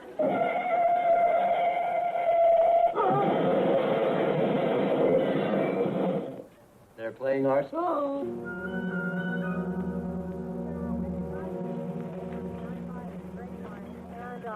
You all right, Doctor? Well, I think maybe it's a little early in the morning for me. Well, a cup of coffee ought to wake you up. Come on in. Okay. Exercise caution. Traffic is flowing nicely on the Hollywood freeway. 10 seconds, Carter. We're on in 10 seconds. I know we have a lot to say to one another, but I want to save it for the air. Fine with me. Backed up northbound on the 405 through the Sepulveda Pass, and it is a real mess at the 101 interchange. Please exercise caution. I'm Kate Kloss in the KCDM Traffic Center. Now back to the Carter Sweeney Show. Welcome, friends. What is a hero? Someone willing to sacrifice himself for the good of another. Yet there is another, rarer expression of heroism. Someone willing to sacrifice himself for what he believes, against any and all obstacles. I know such a hero. His name is Mark Sloan, and he's here with me today. I doubt very much I can live up to that flattering introduction, but thank you anyway. I'm the one who should thank you. Thank you for never giving up. Thank you for the strength of your convictions. Thank you for enduring my harassment these many months. You were only doing the same thing I was, just arguing for what you thought was the truth. I can't fault you for that. I fault myself. Which brings up an interesting question. When does personal conviction become destructive arrogance and unchained ego? But I don't think this was ever about ego or arrogance. I think it was about obsession. I was obsessed with blaming you for my father's execution. You were obsessed with blaming me for the new bombings. And it blinded us both to what was really happening. Sharon Ellison's shrewd manipulation of a tragic situation for political gain. Her obsession to become district attorney. You know, it's just a shame we didn't find that one last piece of evidence that would have made the picture complete. Oh, there's no question she was the bomber, is there? Oh, no, all the evidence fit perfectly. But there was one tiny bit that, just for my own peace of mind, I wish we could have found. You know she was making the bombs. You know why she was doing it. You even caught her in action. What could possibly be missing? A tiny bit. Yes, I know it's just a small detail. What I'm asking you is... No, a bit. The kind that modern woodworkers use in their craft. You know, your father made all of his wooden boxes for his bombs by hand. Sharon Ellison used power tools. She was never the craftsman your father was. Few people are. I still don't see what difference a bit makes. Oh, they call it a molding bit. Now, hers had a nick in it, and it caused a slight but identifiable irregularity in all of her detailing. I just wish I could have found it. Well, don't be so hard on yourself, Dr. Sloan. Well, we'd all like perfect closure, but that only happens on television. Well, you're right. It's just that when I get stuck on something, I cannot get my mind off it. Well, what really counts is that your courage and tenacity paid off. Justice was served.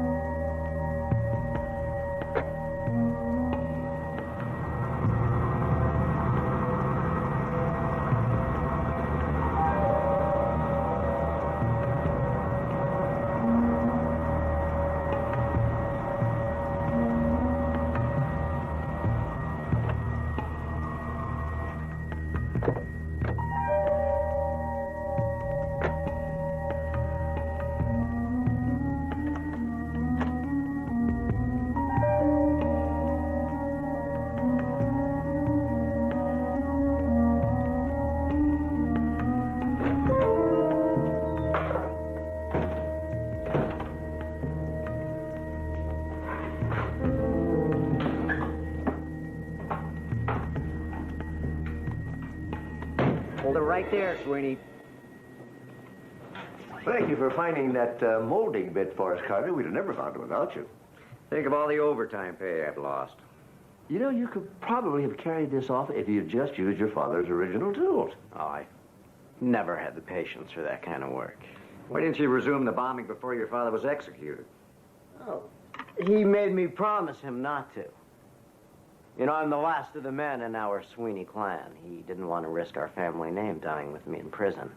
I honored that promise until he was dead. And then you continued your father's vengeance against the city. My family's vengeance. My grandfather was a hero. So was my father. Your grandfather at least stood for his family and his home. You and your father were nothing but terrorists.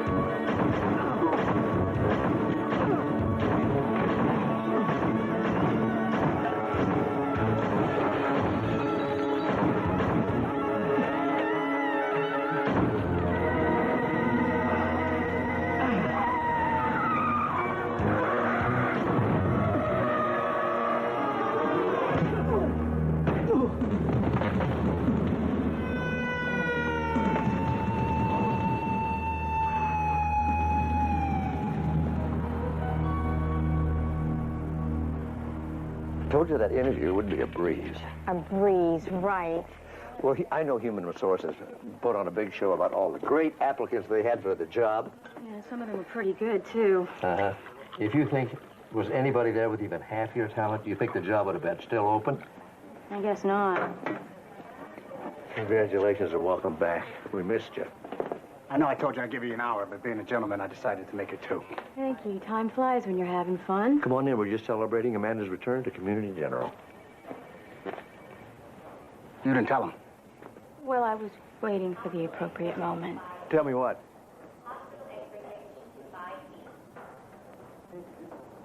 You're not coming back, are you?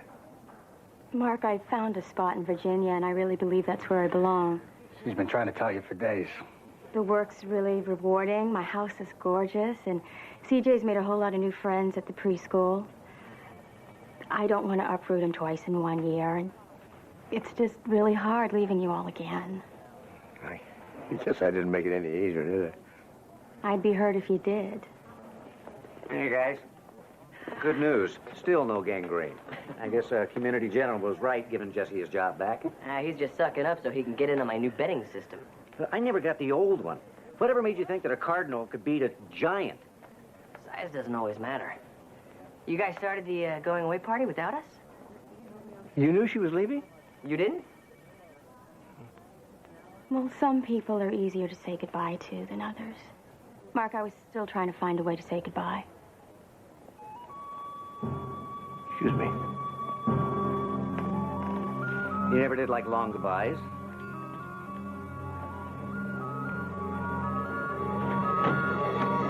Everybody out of the hospital right now. Clear the hospital. Everybody out.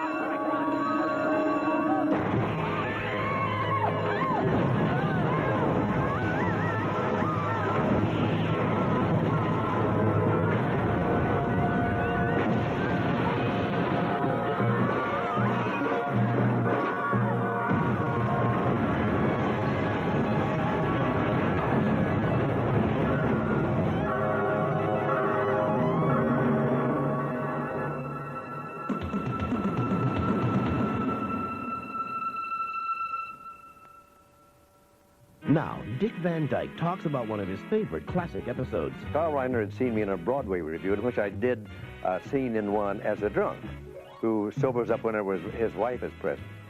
But in television, particularly in the 60s, I couldn't be publicly drunk. That was just out of the question. Now, when I snap my fingers, when you hear one bell ring, you'll become roaring drunk. Only another bell ring will sober you up. Until we came up with the idea of a hypnotist who gives me a post-hypnotic suggestion.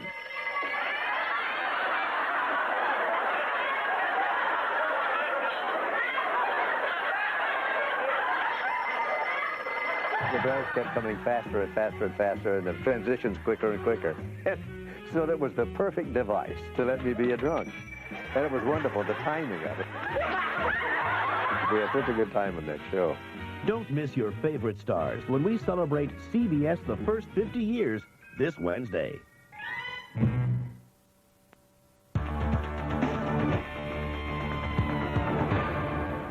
JC is just 2 years old. That's my angel. 5 different people created this little girl. But legally, she's an orphan. What's going to happen to this child? A landmark custody battle. We're in this limbo. Will she lose the only parent she's ever known? Who's my mommy? 48 hours in 1 minute.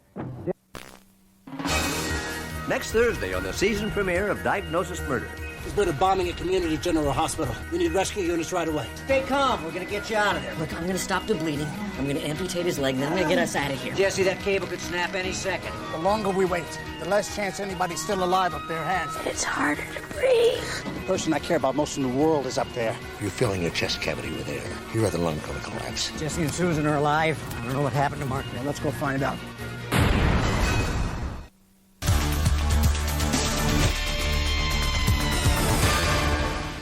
Her daughter was kidnapped. This is what she looked like when she was taken. She's been desperately searching for her for 10 years. You really won't ever give up? Never. I'm Jamie's mother. Now she's turned to this ex-commando. It's a perfect spot to bring in a boat. The plan, a daring rescue mission halfway around the world. We have the legal right to take that child even by force. This time I'm going to get her. Will they bring Jamie home? Right there, right there. There they are. Kidnapped, the season premiere of 48 Hours in 1 minute. 20 years ago, Private Eye Buddy Farrell vanished without a trace. Where did he go? Why did he leave? And who still wants him dead? 20 years. You still got the same hair. Catch the comeback and the payback. Buddy is back in town. Premiere CBS Fridays. Premiere next week.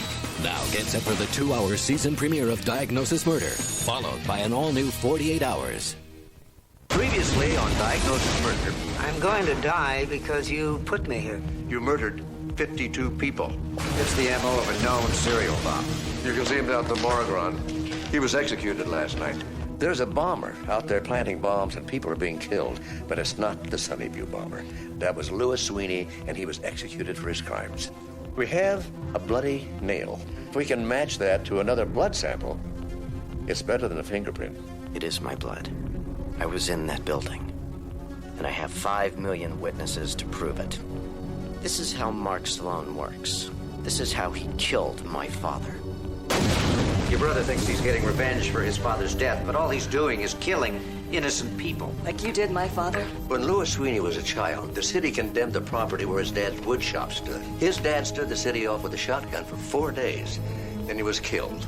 Bastard is branding the city with his father's name. Hold it, Carter. Thank you for finding that molding bit for us, Carter. We'd have never found it without you.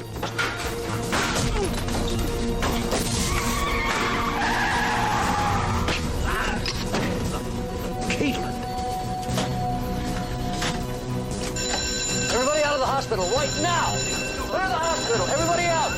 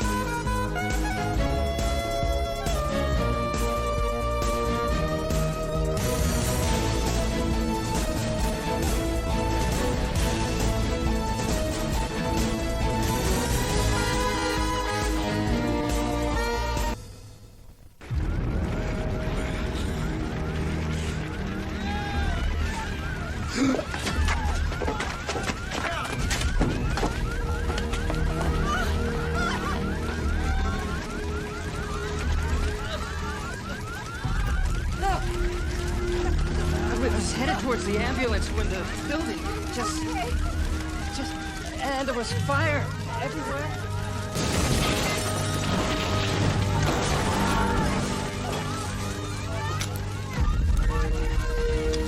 This is FBI Special Agent Ron Wagner. There's been a bombing at Community General Hospital. We need rescue units right away. Help is already en route. Please stay where you are.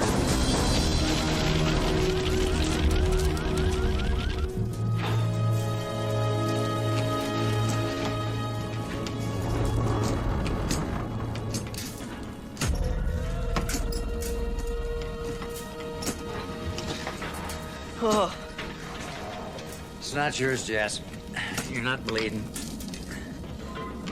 What are you doing? Trying to get these hinges out. The door frame's bent. Jeez, what happened? Where's your dad? Not in here.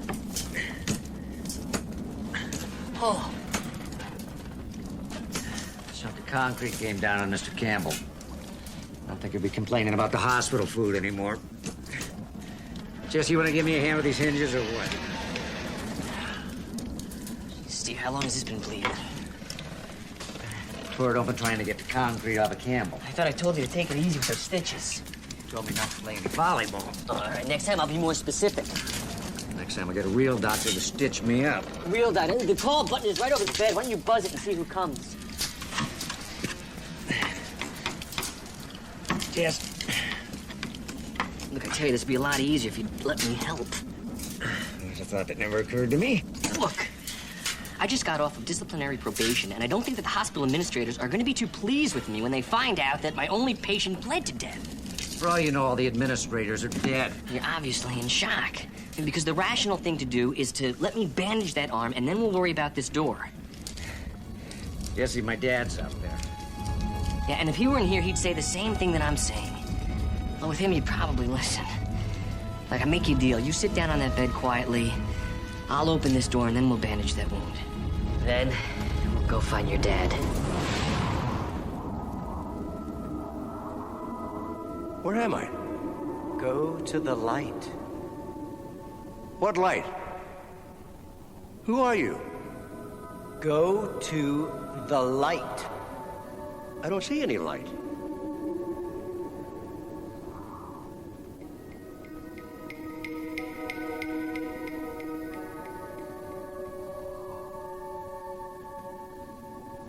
What is this place? Come on, Dr. Sloan. You mean you really don't know? You're live on KCDM with Carter Sweeney. Today, our topic is mass murderers, and we have with us one of the best, Dr. Mark Sloan. I'm not a murderer. How many people died when Community General blew up? Your sister planted those bombs. It's always someone else, isn't it, Doctor? I see it's going to be a wild hour, but before we listen to Dr. Sloan's rationalizations, let's go to our first caller. Mark, can you hear me? Mark. Amanda? Mark. Mark.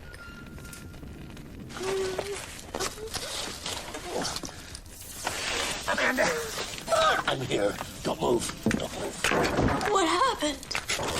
Caitlin Sweeney. I saw her in the hall.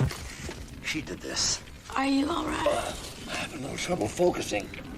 Mild concussion. How are you? I feel like a building fell on my chest. A building did fall on you. Just stay still. Let me have a look at you. Of course, you'll have to show some proof of insurance and fill out a few forms for me.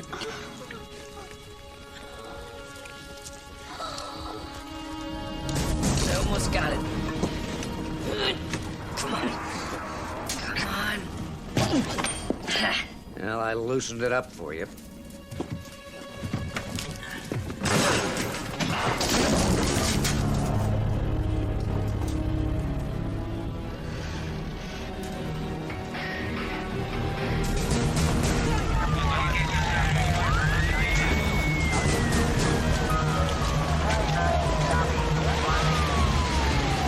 Explosions occurred on the 5th floor. We've managed to contain the fire and keep it from spreading. The lower floors have been evacuated. Survivors of the upper floors are being airlifted off the roof. Well, what about the people on the 5th floor? We're getting to them as soon as we can. It doesn't look like it to me. Half the 6th floor is collapsed on the 5th, and I'm concerned of what's left of that. Can crush the 4th. So we're just going to stand here and watch while the building falls? I want to reach any survivors that may still be in there. But I also have to consider the safety of my men. We're going to go slowly and carefully for everyone's sake. The longer we wait, the less chance anybody's still alive up there has. It's a miracle you survived, Agent Wagner. I like to think that means luck is on our side today.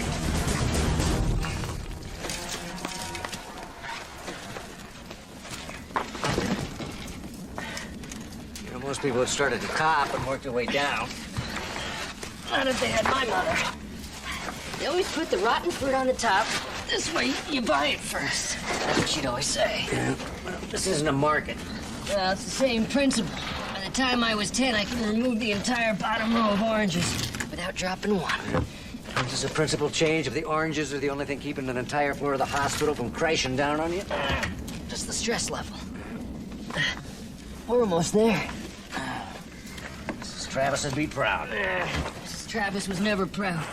That's why I became a doctor. What, to impress your mother? After 4 years of college, 4 years of medical school, my graduation, she says to me, why couldn't you just open up a nice little flower shop like your cousin Morty? And you met Morty. Yeah. So, what did you want to do with your life? Jeff!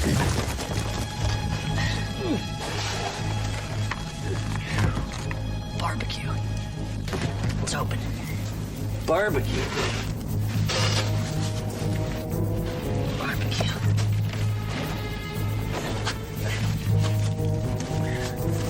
Yeah. Just a little place, you know? Sawdust on the floor. All the dry roasted peanuts you could eat. Yeah, peanuts.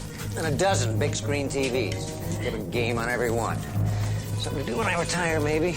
Want a place that'll be a second home for my friends? Well, why shouldn't we go after our dreams now, huh? And I say if we get out of this thing, we promise not to put off what we really want. Deal. All right.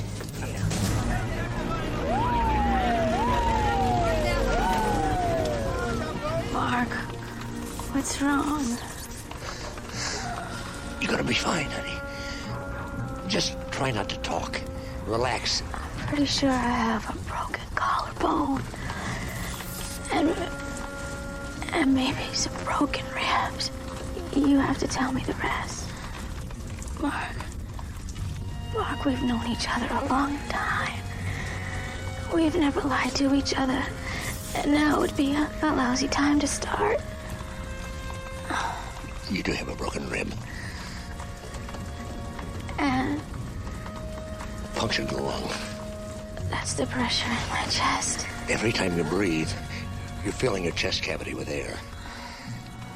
If that trapped air is not released soon, your other lung's gonna collapse. I could die in a second. Help will be here long before that happens. How can you be so sure? I'm not gonna let you die, Amanda. I promise you that. Let's go, come on, move it, let's go, come on. Come on, guys, we're out of here, let's go. What's happening? We found an unexploded bomb in the rubble. No one goes in until it's defused. The bomb squad will handle it. Well, show it to me. You can't go in there. The bomb won't defuse itself. You're an FBI agent. You're not a member of the bomb squad. Not long ago, I deactivated a nuclear weapon. I think that qualifies me. And today, you were blasted through a fifth-floor window onto the hood of a BMW. You're in no shape to be playing with explosives. In fact, you're in no shape to be standing. But it's like you said, it's my lucky day.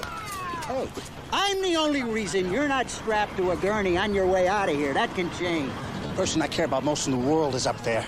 I will get her out. If there's one unexploded bomb, there could be others. You setting one off won't help her. Now go back behind the lines, or you're on the next ambulance to County Hospital. Trapped in the elevator.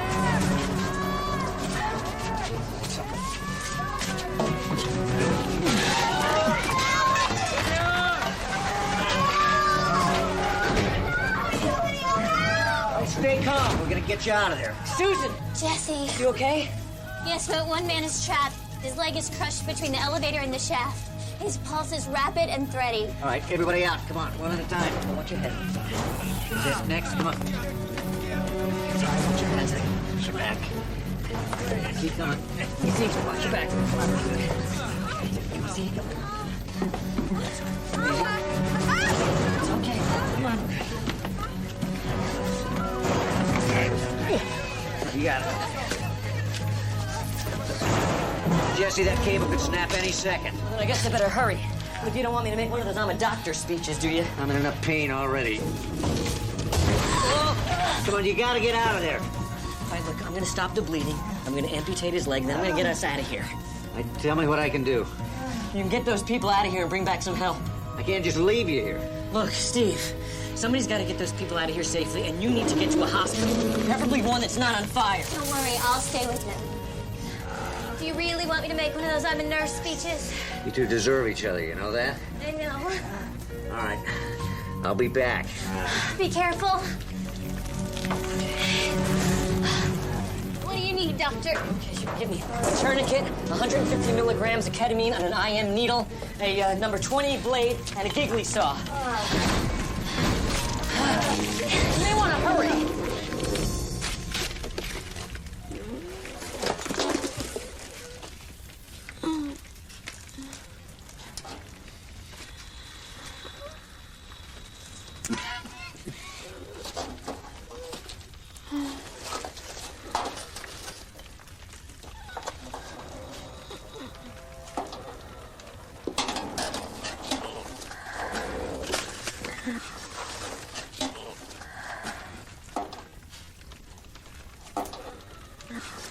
It's harder to breathe.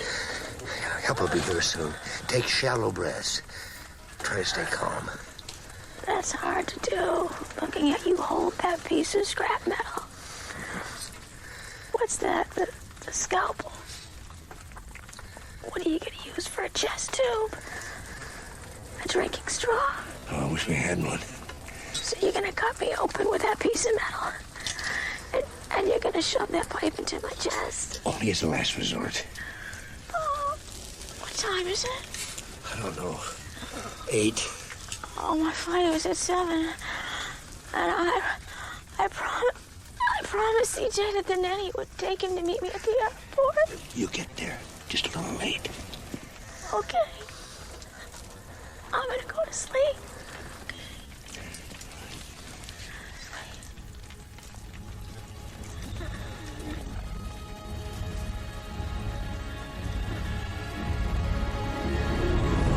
We're back with Dr. Mark Sloan, who's about to explain why he let my sister blow up Community General Hospital.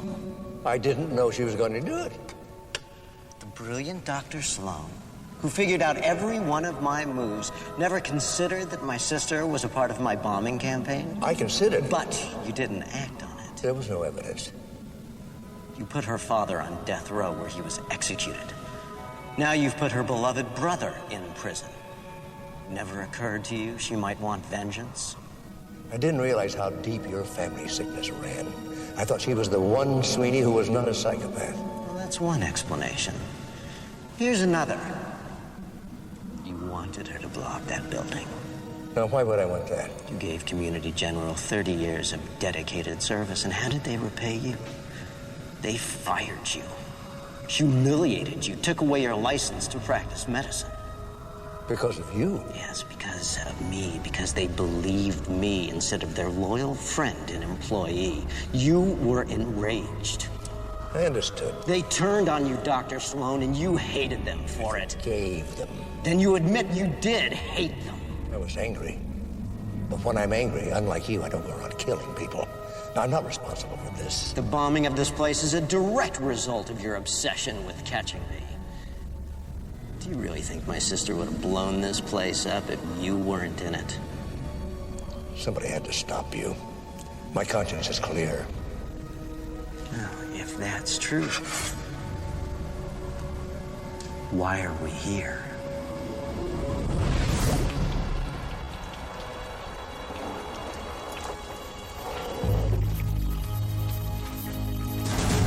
Come on, hurry!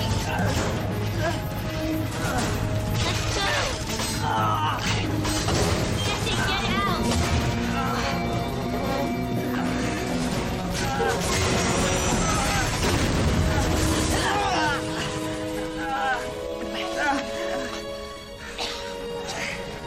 Next time I'm taking the stairs.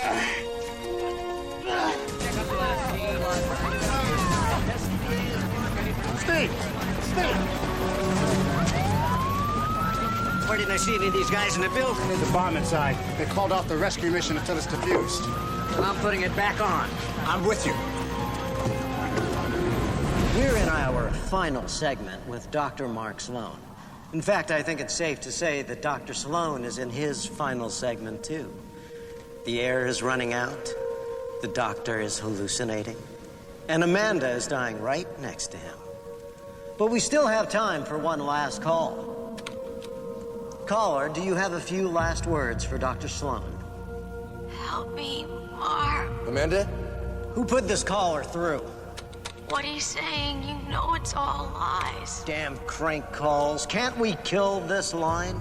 You couldn't have known that going after Carter would end up this way. He should have. He's Mark Sloan, deductive genius. He's smarter than everyone else. Didn't you know that? No, I'm not. I'm a doctor. I look at a problem, I make a diagnosis, I try to treat it. That's all. Well, you heard it here first on KCDM. Mark Sloan isn't as smart as you, or dare I say it, me. I guess that's why so many people died today. You know, you're no different than a disease. I didn't make you. I'm not responsible for how your sickness spreads, but I can do my best to stop it. When I'm finished talking to you, I have work to do.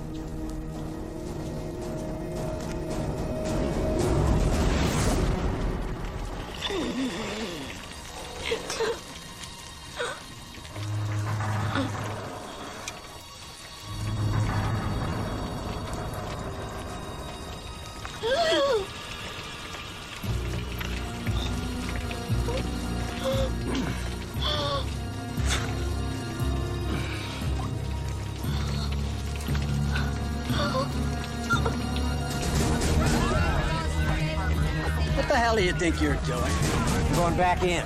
I can't let you do that.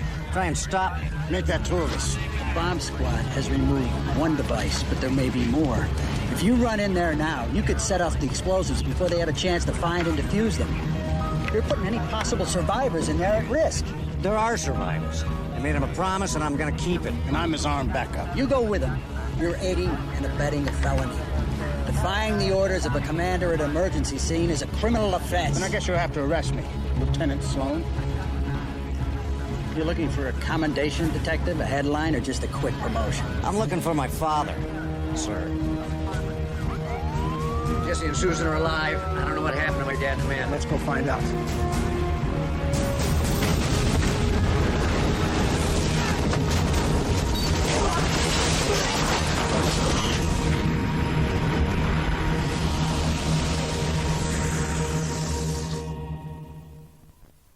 It's Stern, tonight on CBS.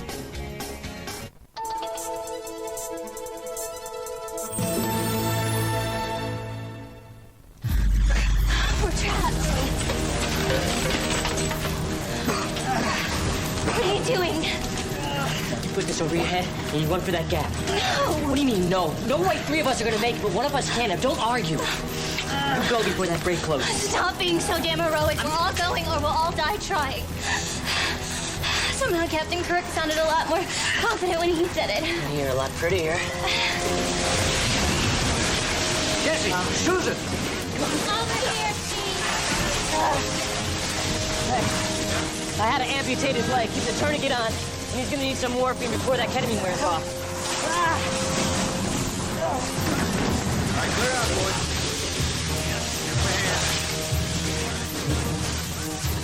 Hey. Where do you think you're going? Going with you.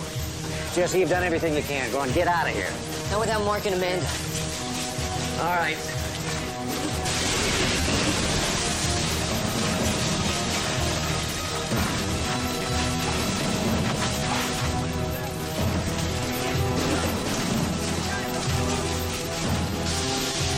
Be careful, watch your step.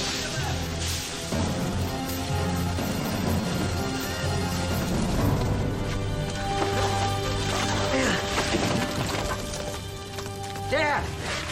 Dad, hold on. We're coming.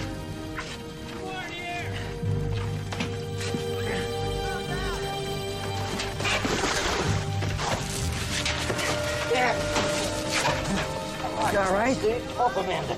They're alive. Get some help down here. You move? Yeah, I'm fine.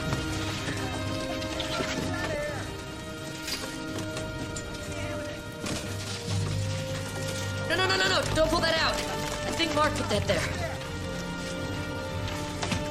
She's alive. She's breathing. Mark, you saved her life. We're gonna need a Stokes down here. All right. What happened, Dad? How'd you know the building was gonna blow? You mean you don't have her? Who? Caitlin, sweetie, I saw her. She did this. Well, we better pray that we find her corpse in here. Because if she's still alive, if she's still out there, this is only the beginning.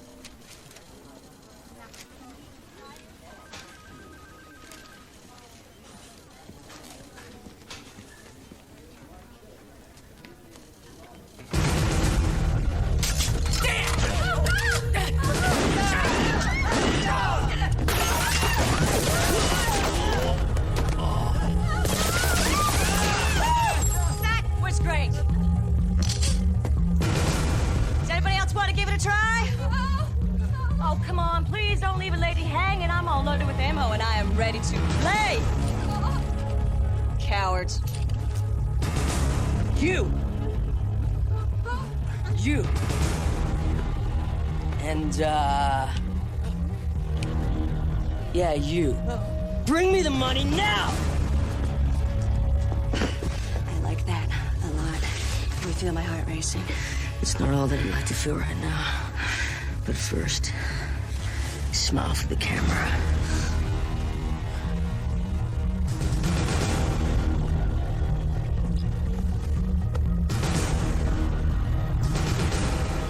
Okay, let's see. Simply fit input A to output B. That fits, but where do you put your fingers? I never think of that.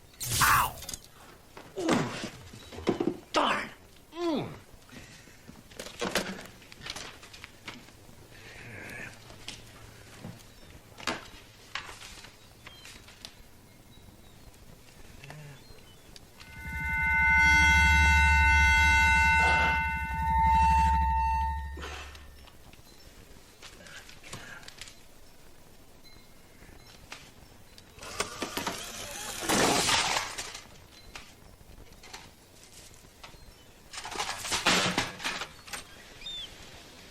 Hi, Dad. Aren't you getting tired of hanging around the house watching movies all day? Exhausted. Well, maybe you could give me a hand down at work. Yeah. You know, after 4 months of waiting for that hospital to reopen, my brain needs a little sharpening. Good. What do you got? All right. You can start with A to E. A to E? Well, I admit my records are not exactly in alphabetical order, but they will be. Actually, they have to be by Tuesday. This is Tuesday. Which is why I'm so glad to have your help. And just think how sharp your mind will be tomorrow. Caitlin Sweeney's out of hiding in a big way. Where? Trinity Bank. 6 holdup this month. 8 people dead so far. Help yourself, Ron. Yeah. Soda? No thanks. We got nothing on her. No leads whatsoever. Frankly, we could use your help. The LAPD has assigned you to us until this is over. Why didn't you bring us in before? Well, bank robbery is a federal offense, and frankly, my superiors felt that your judgment will be affected by personal grudge. You should try to blow up your girlfriend. Well, I'm not so sure they know about my relationship with Amanda.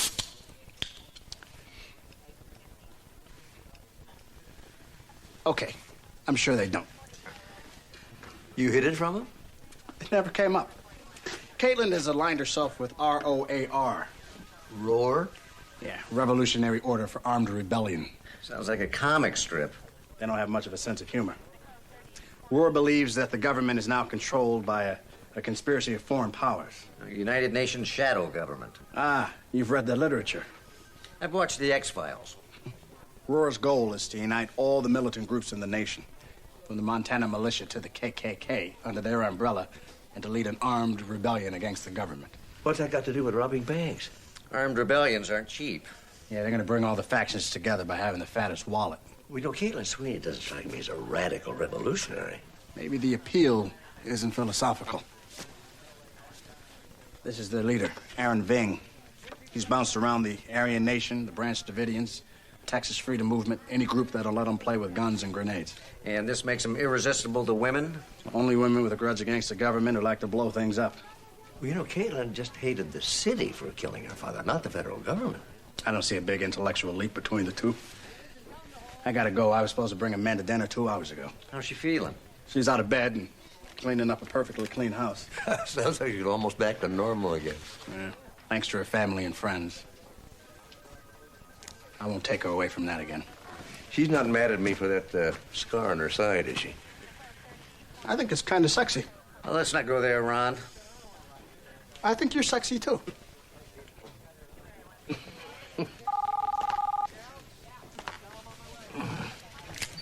Mark Sloan. You're live on KCDM.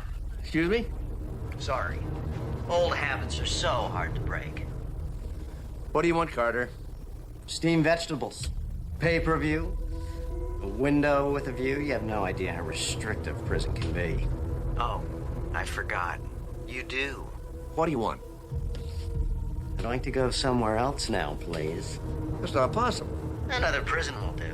One of those upscale ones where I can play chess with CEOs. Maybe chat in the jacuzzi with a senator or two. All I need is a little help from my friends to get there. After what you've done to this city, what makes you think I'd want to help you do anything? Because I'll give you my sister.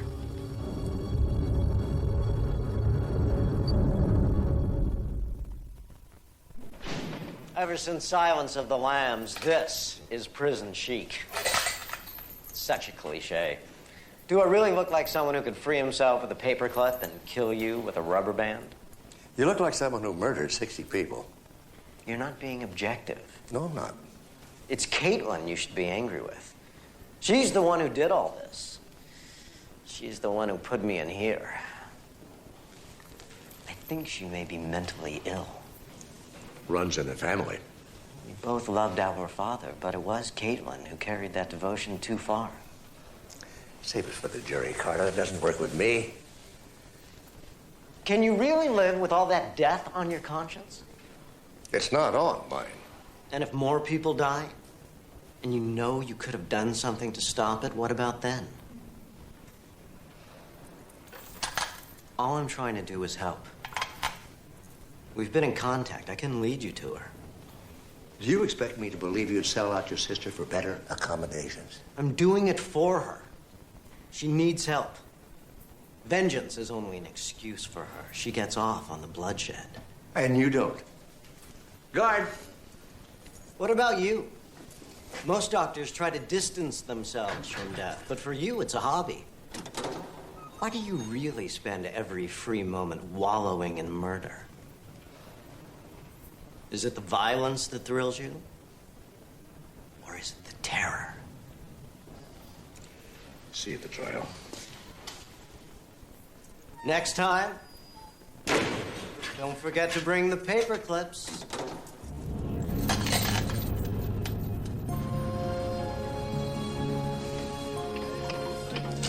Good thing the new cardiac wing was nearly finished when the main building blew up, or we wouldn't have a hospital to come back to. Yeah, we'd be forced to continue sleeping in until noon, having more picnics in the park, making love all night long. You can't do that forever. Like they don't have pills for that now? Admit it. You're glad to be back. You have a hands-on role in shaping the new yard. I have a hands-on role with you. Yes? We've got an emergency. We're not even prepared to handle a paper cut yet, Steve. Barbecue Bob's is going out of business. Oh, my God. What's Barbecue Bob's? What's only the best barbecue place in Los Angeles, possibly the world. Then why haven't you taken me there? Why? Because I didn't know how serious we were. I mean, I didn't want to give you the wrong idea. You're getting all weepy about some dive? You want barbecue? Come back to Oklahoma. I'll show you what it's really like. You gotta forgive her. She does not know what she's talking about. What happened? Barbecue Bob is retiring. He's going to Florida. He can't retire. He's like the Pope of barbecue, the Chief Justice of spare ribs. That's a lifetime commitment. We can't let this happen. It won't. We're going to stop it. How are we gonna do that? With money. We're going to buy Barbecue Bob's and his secret recipe. Are you crazy? What about that vow we made when we were trapped? Remember? We were going to go after our dreams now. That wasn't a vow. That was a conversation. It's too late. We've already made an offer. You got a call, too? Terrible, isn't it? Yeah. Why, the medical examiner came up with something during the autopsy on the bank robber. What's the mystery? The guy was shot. Well, let's find out. I'm Agent Wagner. This is Lieutenant Sloan. What have you got for us? Ants. Oh, is it great to see you back on your feet. What ants? I mean, I'm glad to shoot a few bugs for a friend, but why not just use an exterminator? Are you well enough to be working? Ron, we're in a hospital. And what better place could I be in if I'm not feeling well? Besides, autopsies always pick me up. Engaging the mind invigorates the body, you know. Well, what's so fascinating about a routine gunshot wound? Well, nothing if that's all you're looking at. But my esteemed colleague missed something. You're the best, Amanda. Mark, take a look at this. Huh. They look like bug bites. Ant bites, Solenopsis invicta to be exact. And how does that help us? They're also known as South American red fire ants, and they're not indigenous to California. Up until now, they could only be found in the southeast. Florida, Alabama, Louisiana. You could find them in fields, pastures, woodlands. Entomologists have been monitoring them very closely because they pose a dire threat to agriculture and livestock. Take a look. So you're saying Roar is based out of state? No, they're here in California, somewhere in Kern County. Yeah, 2 months ago, the Department of Agriculture discovered a colony of red fire ants in Lost Hills. And if we can isolate the latest outbreak of red fire ants in Kern County, it could help us pinpoint where Roar's hiding. Well, the information will give you an edge when you go back to Carter. No, I'm finished with him. D.A. Burnside has agreed to Carter's terms. He'll transfer him to a country club prison in return for his help capturing his sister. Doesn't Burnside realize that Carter is just manipulating us again? Well, Burnside has no intention of honoring the deal. Once Caitlin's captured, Carter's going right back to the prison cell he's in right now. I'm telling you, you're fools to be making any deals with him, and I don't want any part of it. Hang on. Mark. Mark, he'll only talk to you. Look, if Carter Sweeney's telling the truth, this may be our best shot at stopping Roar before they strike again. And if he's lying, you're walking straight into whatever trap he's laying, and he's laying one. Okay, so we'll be careful. Besides, what can he possibly do to us from prison? I hate to say it, Dad, but he's right. You can't just walk away from an opportunity like this. Carter knows that. Don't you see he's controlling everything? That's why you're the right person to deal with him. You understand how he thinks. That works both ways. You're afraid of him, aren't you? You bet your boots I am. Now, I know that everything you're going to tell me will be a lie. The best lies have some element of truth. Like your story, that you only investigate murders to help the police. Well, I like to make sure people like you end up in here. You mean the death chamber? Strapped to a stainless steel gurney where you can watch them squirm as the lethal injection enters their veins. Where you can look into their eyes as their lives slip away. That's the part you like best. That's the part all killers like best. I want to be here to see you die, Carter. I don't even want to be here now. You want to catch my sister, don't you? You've been jailed in here for 6 months. How could you possibly know where Caitlin is or what she's doing? She's been writing to me in code under another name through my lawyer. I'd like to see those letters. Sorry. I haven't saved them. Oh, how convenient. One might even say premeditated. Roar is buying weapons for the revolution. To get everything on their shopping list, they need at least $100 million. That kind of information won't get you a cell with a view. Their compound is somewhere north of Los Angeles, where they use commercial beehives for pollination, and the trout fishing is great. What have beehives and trout fishing got to do with anything? Well, I don't know exactly where they are, but she says they've been living off the land, eating trout every night. And the bees? They're everywhere. Roar is ready to blow up the world just to get rid of the bees. You don't think I'll believe you if you just give me the location. You know I like puzzles, so you're manufacturing one for me. You think I'll believe you more if I find this place myself? Maybe. Maybe not. Don't you just love a mystery?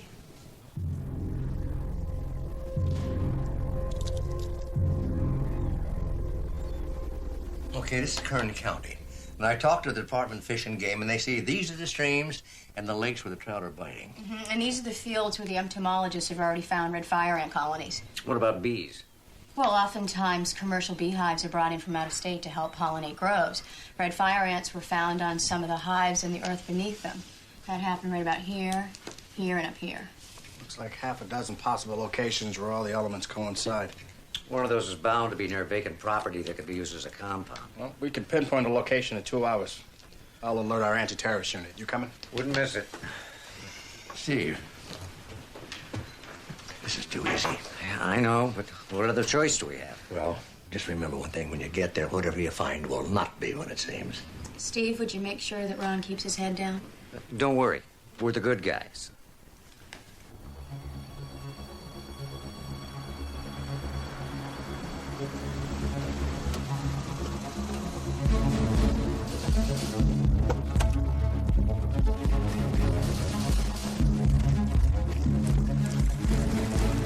What do you know about this place? Used as a mining camp 70, 80 years ago. Now it's a ghost town. Just try not to become part of the population. We're prepared for a fight. Right now we have the element of surprise on our side. What makes you think that? They probably knew we were coming before we did. Well, let's not keep them waiting. Move in.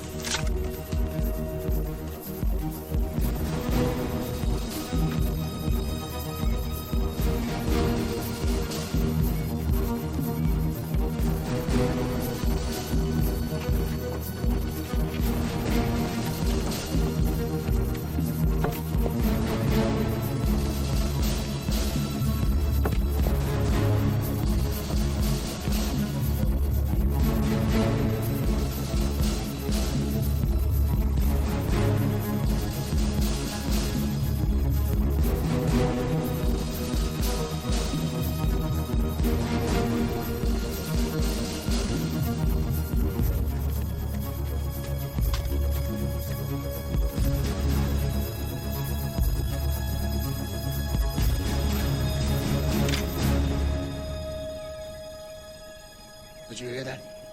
I heard a click. Did you hear a click? Yeah, I heard a click.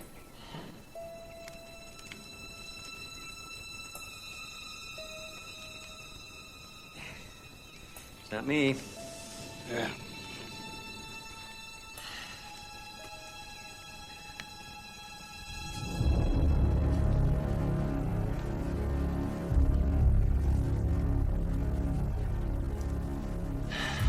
How good are you at standing for long periods of time without moving?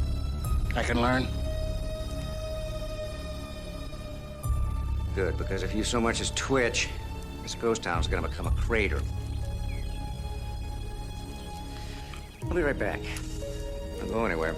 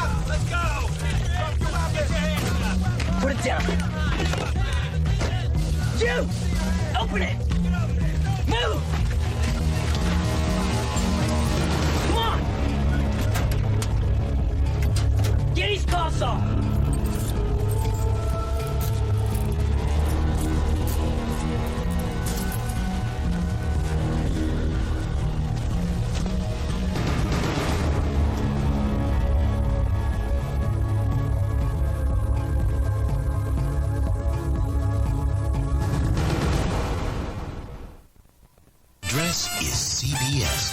Welcome home.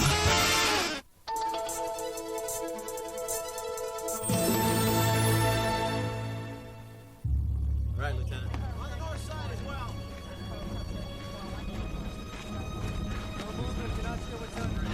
Well, there's no sign of roar anywhere. Hey, what do you call this? A diversion. Prison van was ambushed. Carter Sweeney's escaped. I see. So he fooled us again, just like your dad said he would.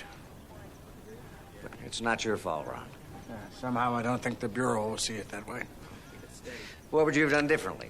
I wouldn't have stepped here. No, you would have done exactly the same thing, and so would I. We couldn't ignore the evidence we had. Yeah, Sweeney knew we couldn't. How far back you figure he's been playing us? From the moment he offered to give us his sister and bring down Roar. I think it goes back farther than that. To the bank robbery. When the Roar soldier got killed when his gun jammed. Yeah. And the men that found that corpse with the bites from the red ants. Just like the ants that are crawling up my leg right now. You mean that leg right there? Yeah. The leg that's attached to the foot, that's on top of the trigger that leads to this massive bomb. That's got to be uncomfortable. So you think the Roar soldier got the ant bites when he wired this place with explosives, and Caitlin deliberately jammed his gun so he'd be killed? Yeah, that's what I'm thinking. You know, if I were you, I'd be thinking about those red ants crawling up my leg and that trigger under my shoe. Lieutenant Sloan, can we talk a minute? Excuse me. We're all set here. Move it. What the hell is that? Oh, nothing. It's good news, Ron. You can step off the trigger now. Is that so? Well, so I'm told. Yeah, what's going to happen when I step off the trigger? Hopefully nothing. You're not sure? Oh, no, I'm pretty sure. But they're not sure. They're not sure? Now everybody's sure. See, Ron, why don't you go clean up a little bit? There's a long ride back to L.A. in a, small car.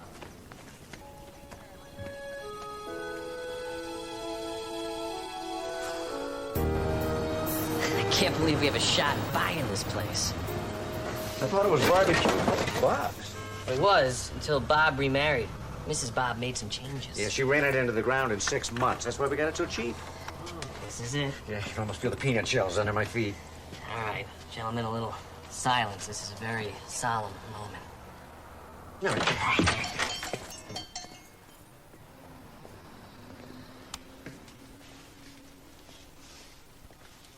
Oh. Well, this isn't exactly what I expected. It's unbelievable.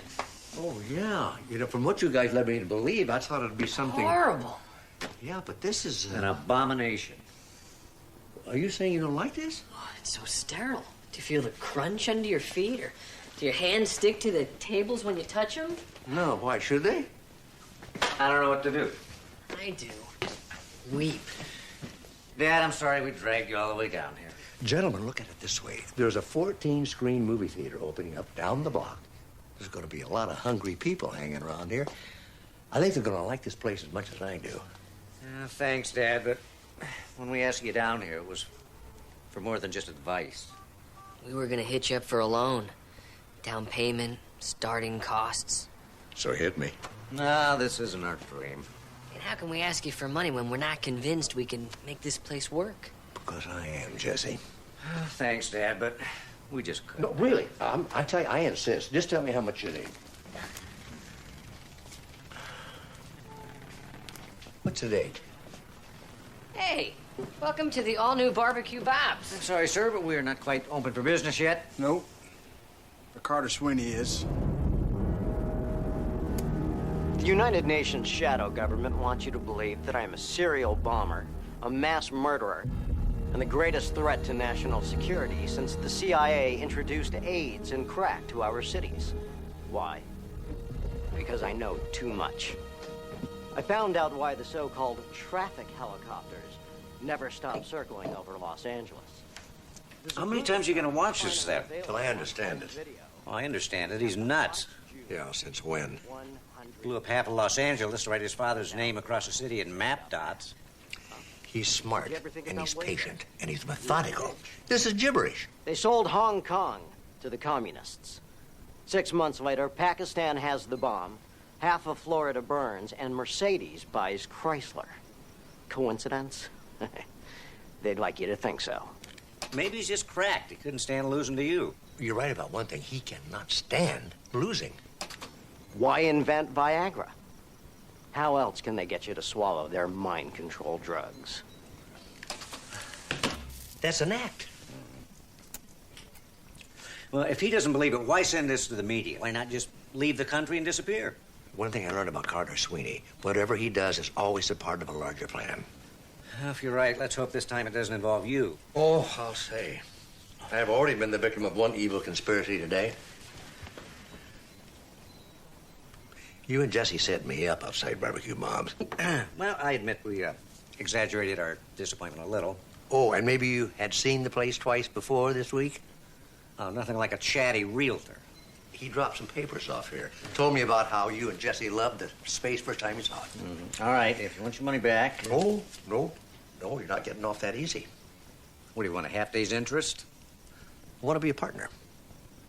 It's not a loan, it's an investment. Look, the way you guys can sell, I want a piece of that action. Well, you got it, partner. And all the ribs you can eat. Great. Where are you going? I promised Jesse I'd meet him down at Bob's to discuss a menu. He's got this ridiculous idea of serving salads. That's a good idea. Hey, you're a silent partner.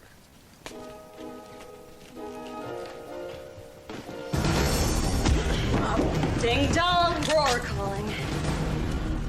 What do you want? It's not what I want, it's just what happens. We're like matter and antimatter. Whenever we get too close, somebody dies. My father, all those people at your hospital, your son. No. No. That's not what Carter sent you here for. Are you so sure? Maybe I don't always do what my brother says. Maybe sometimes I get to do what I want. All right. Go ahead and shoot us both. I'm sure Carter won't mind at all.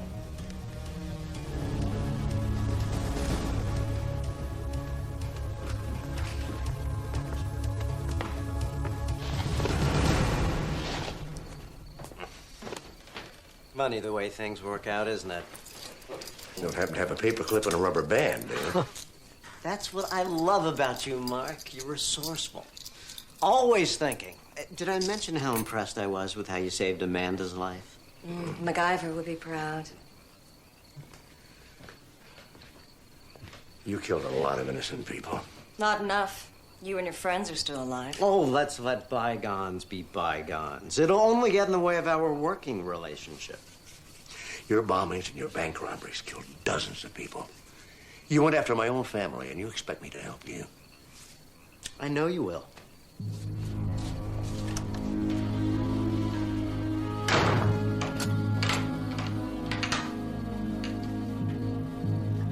He's still I'm checking the back window. The neighbor saw a black van pull away. We got a partial plate, but it's probably stolen. What good is that? We know who did this. Yeah, but we don't know where they are right now. I doubt they dropped a room key.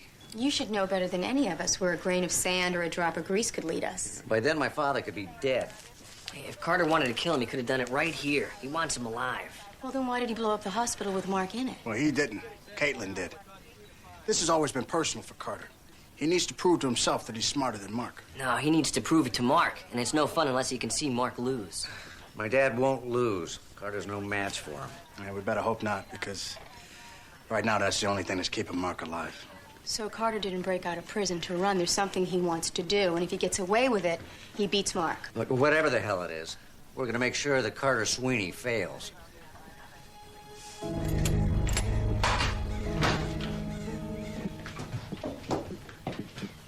Have you decided to join our merry band of rogues? No. I really need your wisdom and advice. Think how much we could accomplish if we worked together. Never. Uh-oh. That's not good.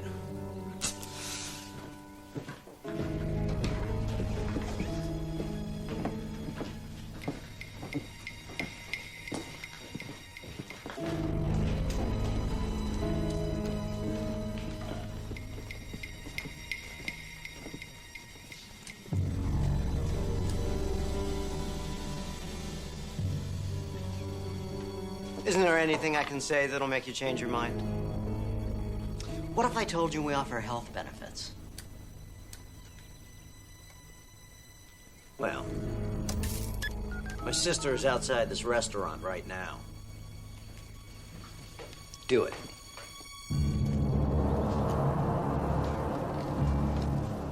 I wonder how many people were in that place. Yeah, it's not lunch yet, and fried foods aren't as popular as they once were, but then again, they did just introduce a tasty new rotisserie chicken. How could you do that? I didn't. You did. This place is next, unless you help us. Personally, I'm hoping you hold out for a while. I love watching things blow up. I won't help you hurt anyone. Well, that's entirely up to you. Work with us, and you can start saving lives right now. What do you want me to do?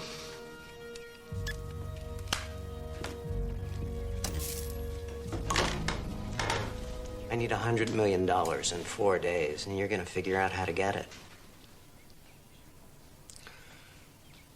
How about a ransom demand?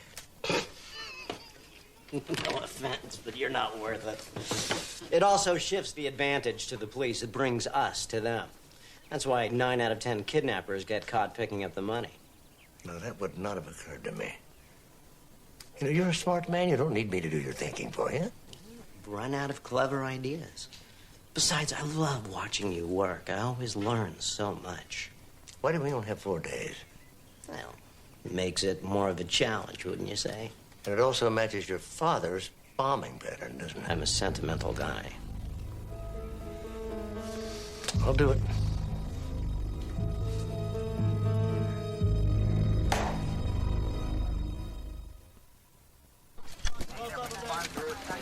Watch your step, watch your step. Give us some space, please.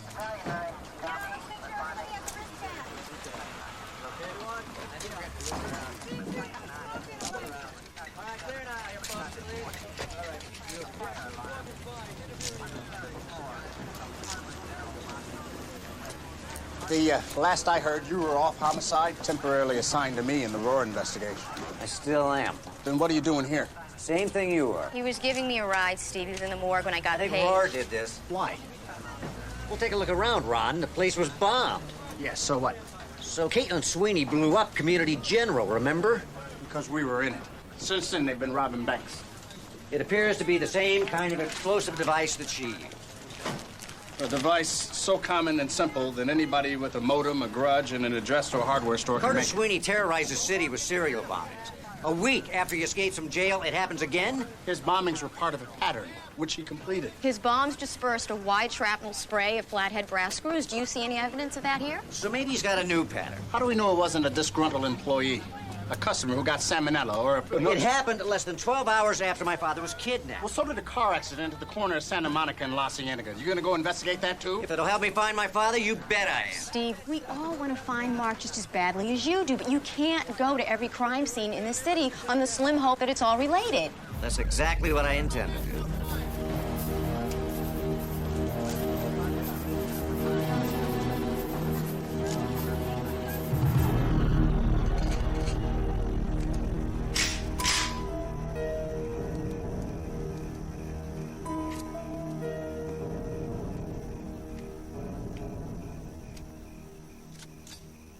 I don't understand what he's doing here. I enjoy his company. He killed our father. Have you forgotten that?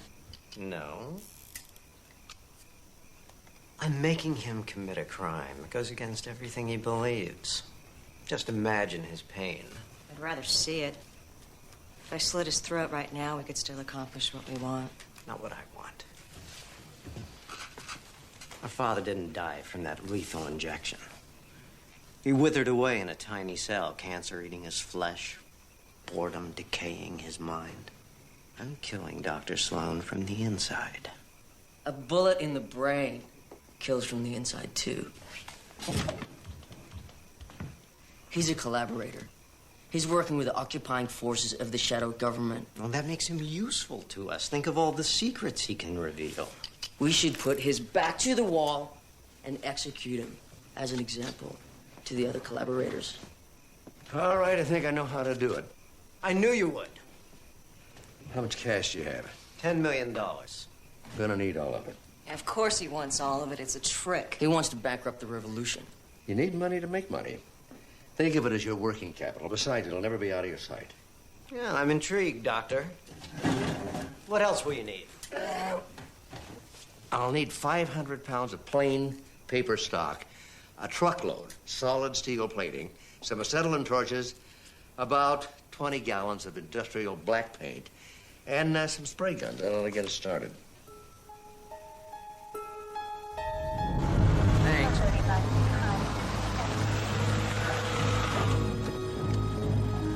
What am I doing here? This place rents picture cars to the studios. Fake ambulances, fire engines, things like that. Last night, somebody stole a phony armored car. Call me when somebody steals a real one. Roar did this. Look, I know you're desperate to find your father. So am I. This is not the way to do it. It's the only way to do it. We gotta chase every lead that comes up. Yeah, every lead. Not every crime that occurs in L.A. Look, we found that black truck. It was torched in a vacant lot. And we're doing a door-to-door in the area for witnesses. Maybe that way we can come up with a real lead. Look at this. Sloan Medical. The guy that owns this place has been my father's patient for 30 years. Yeah, you're reaching, Steve. Anybody could have stolen that truck. Come on, Ron. There's a Mercedes over there, a couple of limos, a Batmobile. Why steal a phony armored car? Wouldn't it make more sense to steal something more easily stripped and sold? Think about it. There must be 50 picture car companies in L.A. Why strike this one? Because somehow, some way, my father sent him here. All right, see, that's it. You're losing. I got to take you off the case. Ron, you can't do that. You're not leaving me any choice. Look, it was bad enough when you started linking every purse snatching to Roar. Now you got Mark getting him to send us secret messages. Look, you know how resourceful my father can be. Yeah, if he isn't dead already. Look, at the very least, he's their prisoner. How much influence could he possibly exert over him? The LAPD uses this company's vehicles for stakeouts and undercover assignments. My father knew that. Somehow he got him here. He sent us this message. This could be our last chance to save him, Ron. Please, don't let it go by. How many times have I argued with Mark and been wrong? I've lost count. Yeah, me too. I'm beginning to feel stupid. Maybe some of his intuition is starting to rub off on you. Okay, you start by coming up with a reason what the hell Roar want with a phony armored car. Well, maybe they got tired of stealing money and decided to let people just give it to them. I'm gonna start by seeing who moves a lot of money around this city. Right, you do that. What are you gonna do? I'm gonna get a forensics team in here, see if I can find something to confirm your suspicions. Thanks for the ringing vote of confidence. Don't mention it.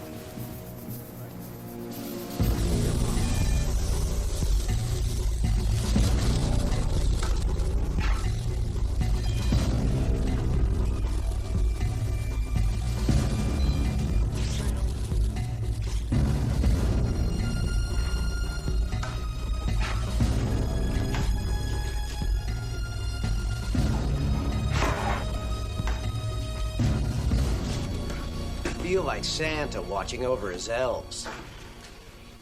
I never thought of St. Nicholas as a deranged psychopath before.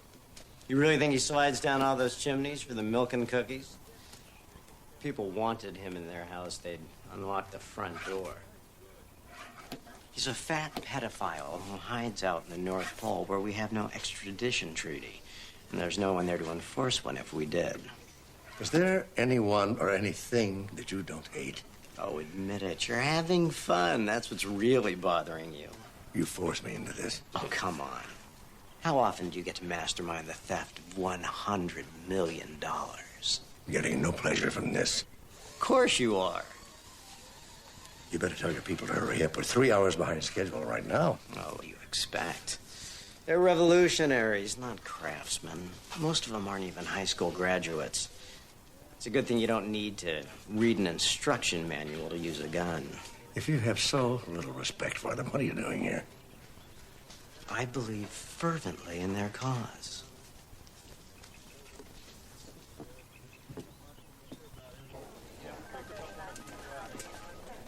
Right, thanks. I called the Federal Reserve, asked them who moves a lot of money around to L.A. Who does? They do. As a matter of fact, this afternoon they're taking $100 million in old cash out to their Palmdale facility to be burned. Oh, well, we'll be there when the armored car arrives, and I'll arrange for an armed escort to Palmdale. Just like that, huh? No questions, no doubts? I have faith in your professional judgment. Uh-huh. You, found something good at that picture car place, didn't you? Caitlin Sweeney's fingerprint. Oh, that is good.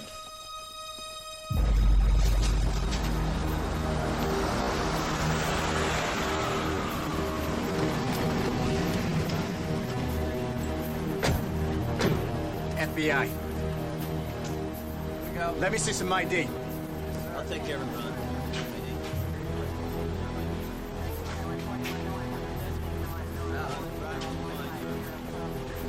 Armored car checks out. Yeah, so do the drivers. That doesn't mean Roar won't try to hijack them on the way. Stick close to the armored car and make sure you don't leave until every dollar is burned. You got it, sir. Yeah, what's the next likely target? Stadium. Receipts for today's game. All right, let's go.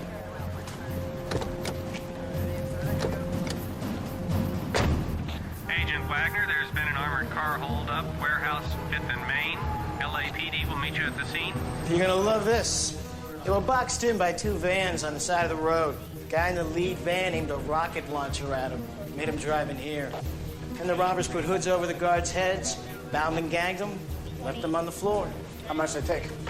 That's the best part. The morons robbed an empty armored car. They got away with nothing. Not exactly. They stripped the VIN tag off the dash. Big score. You also empty out the ashtrays? Look at the guards. Where are their ID badges? They were on their way to the Federal Reserve, weren't they? The morons got them going the wrong direction. Ryback. Yeah, this is Wagner. Where are you? Palmdale. Delivery went without incident. The armored car left a half hour ago. Where's the money? Going up in flames, sir. Are you sure? Yeah, we're watching him do it. Just like you ordered. They burning it? Yeah.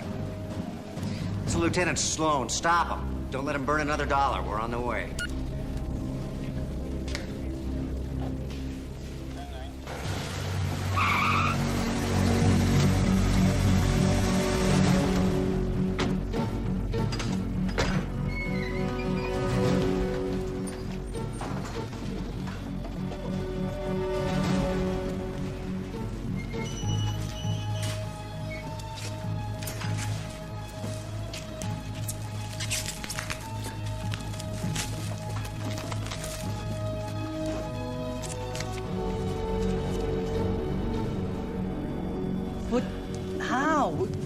We saw the truck being loaded with the cash. They were in our sight the whole way here, and they left here empty. It's a fake armored car. Somehow they managed to switch the money in transit. The press is gonna love this. Roar steals $100 million under FBI escort. My escort. And if we'd called 10 minutes later, we never would have been able to prove it. The only evidence would have burned. Nice career while it lasted. This was slick. Yeah, too slick. Efficient, bloodless, almost undetectable. It's not Roar's style at all, or Sweeney's. They like to shoot things up, make a big show of it. But if my dad were gonna steal $100 million, I bet this is just how he'd do it.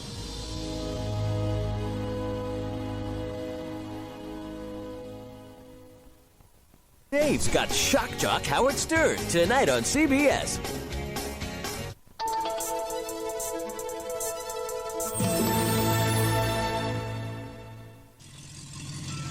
Now do you see why we needed the good doctor? I could never have come up with something this clever.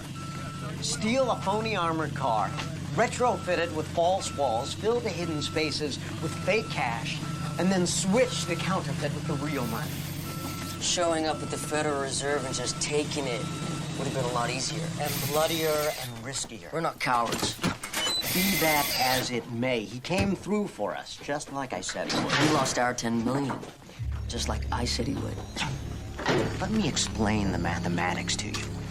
We made a profit of $90 million. That's nearly 10 times what we had. We'll tell that to Otto Bertson. Who? Our comrade. The soldier who died in the bank for that money. When the new order takes over, you can build him a statue. This was a victory. The day of wrath is almost here. It's already here. For him. We're gonna execute the traitor right now. Go for it. I'm more useful to you alive than dead. You were. Over there. Fine. Here will do. I want to confess. I've been collaborating with the UN shadow government, and I would like to admit it publicly. You're going to be famous, Mark. The first member of the corrupt intellectual elite to admit the existence of the global conspiracy. It's almost worth keeping you alive for. You'll tell the American people how the shadow government is conspiring to steal their liberty. I'm sure Mark knows what to say. Black helicopters, alien autopsies, liberals, that kind of thing, isn't that the gist? Yeah, and then you'll sneak in a few words that won't mean anything to me or my comrades. But he'll tell your son all the information he needs to track us down. Something about that doesn't feel good. That's why you'll be reading from a script that Ving, our resident revolutionary philosopher, has written for you. If I'm reading from a cue card, they're going to know right away it's not an honest confession. Then you better work on your delivery.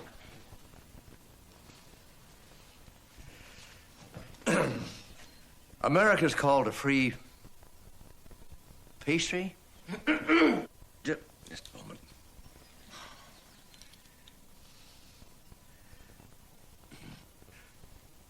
America's called a free country, but that freedom is a lie.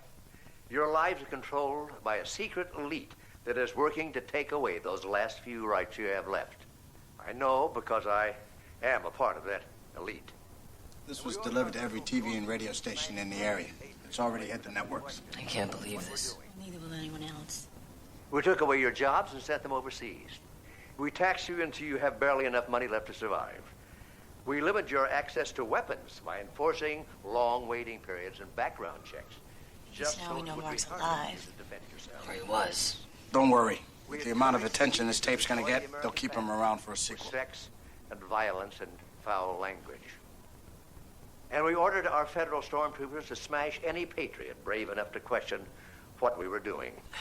You know, I've watched this thing a dozen times and I still can't see it. See what? The message. That's pretty clear. Government is bad. If Dad thought that this tape was going to be released to the media, he would have slipped in something that only we would understand. Yeah, but he couldn't this time. Listen. Throughout our history, a few brave souls have tried to tell you the truth. Jim Jones, David Koresh, you know the other names. But we in the elite have silenced them. That's not the way Mark speaks. He's obviously reading from a prepared speech. Yeah, and judging by the way he keeps looking to the left, I'd say he's reading off cue cards. Because you let us. Wait a minute. How fast can you get this tape enhanced? Tell me what we're looking at. I'll let you know. My father has presbyopia. I mean, he needs glasses to read what's right in front of his face. So why is he wearing glasses to read cards that someone's holding up across the room? There's something there he wants us to see.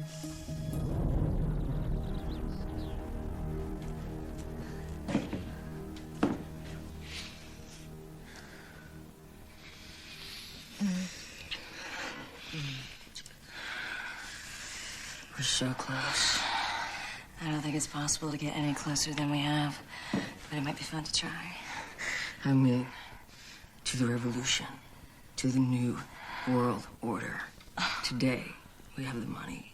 Soon, we will have the weapons, and the next century can be ours. So why am I the only one who still feels like selling? You know how I feel about you.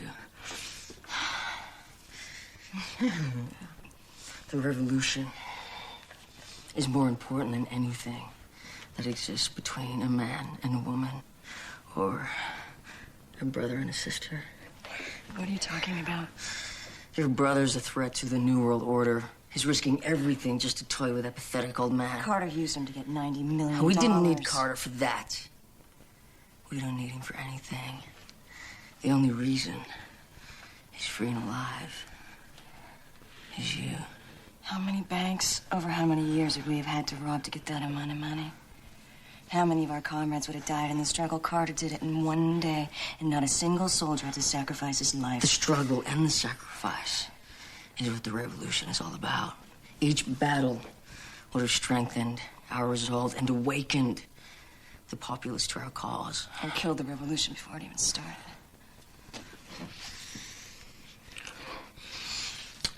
Do you trust me?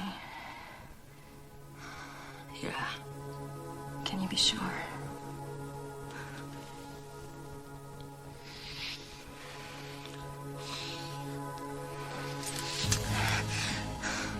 I could have killed you the moment my brother was free. I could have killed you any time. You know why I didn't?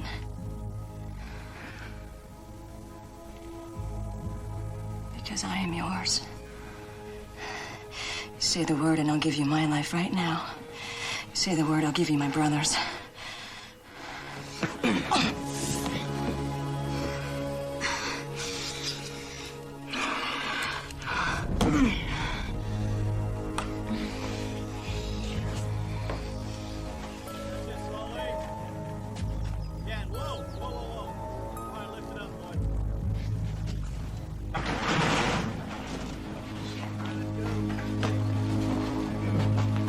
Going somewhere? The others in the movement are gathering in Utah for us. You're leaving in 20 minutes with half the cash. I'll follow tomorrow after I've wiped out any trace of us here. You expect me to drive a truck loaded with $50 million in stolen cash across 2 state borders? I can't risk losing all the money if we get caught in a firefight along the way. What if I'm stopped? Did you think of that? I'm a wanted fugitive. My face has been all over television. I won't do it. You will do what I tell you to do. And if it means dying for war, then you will do it gladly, or you will do it right here.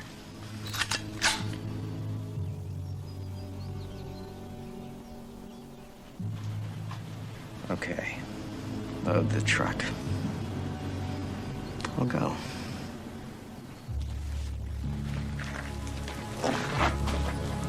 I want you to do something for me.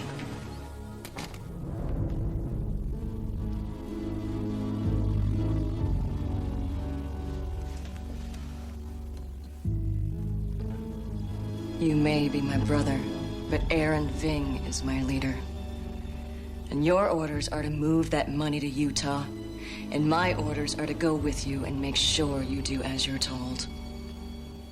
Can't imagine why the government hasn't fallen yet.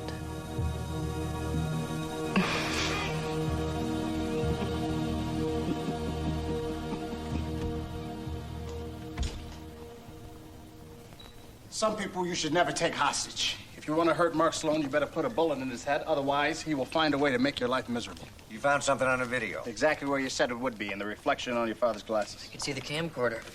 And the light. What's this? Exactly what I wondered. So we enhanced the video a little bit. Camp Jamoke. Problem is, we can't find any such place. That's because it went under 30 years ago. It's up by Big Bear. It looks like they're holding Dad in the old dance hall. How can you tell? Because you never forget where you got your first kiss. I got mine right outside that window. We could be up there by chopper in 20 minutes. It's been a thrill working with you. I can't tell you how impressed I am with your ingenuity. If it was all that ingenious, I would have figured out a way to escape by now. Don't be so hard on yourself. You made a complex robbery seem easy. But what's truly amazing is how well you can improvise. I especially like the way you used your glasses to capture the reflection of Camp Chimokami. You knew about that? And let me say, I was mighty impressed. Very quick thinking. Then why did you let me get away with it? The bank robbery, that was the whole point, wasn't it? Roar's just a cover. They don't know that, didn't they? They think George Washington was named after the state. They're gonna take the fall for everything. That's why you left them half the money. You want the police to come here. You want a bloody shootout. No, a shootout really isn't going to cut it. That's why I've wired the entire place to blow up once the police storm in. The whole place is booby-trapped with explosives? No, I had to do something to keep myself occupied while they were robbing banks. So they'll die in the explosion, and the money will burn, except for you and your $50 million. You're gonna get away with everything. It's so hard to relax, even on a tropical beach with millions in the bank, if you're an international fugitive. This should cut down on the stress. What's to stop me from telling? Nothing at all. Don't spare a single detail. I'm sure he'll believe whatever the oracle of the shadow government has to say. Time to go. Our chaise loungers are waiting. Goodbye, Doctor. Don't spend it all in one place.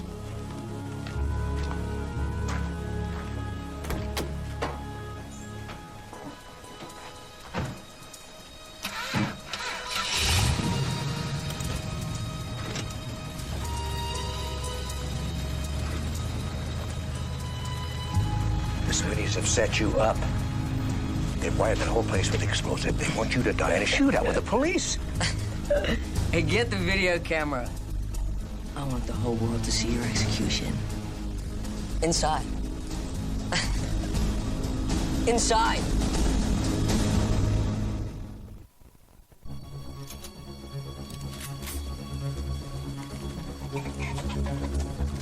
How do you want to play this? It's your operation. It's your father. Quietly surround the place, make sure they're not expecting us, and then hit them hard and fast. Let's go.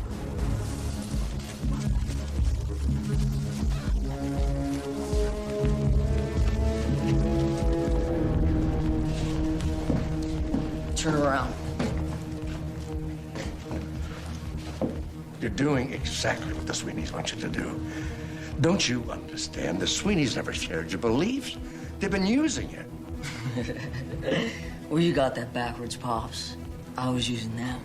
I got the girl and 100 million. The Sweeneys got away with half of it. What you have is going to burn with the rest of us. You're gonna die so they can sip margaritas on some island somewhere. Is the camera ready? Yes, sir. Let's do it. You have been found guilty of collaborating with the occupying forces of the United Nations shadow government. The penalty is death.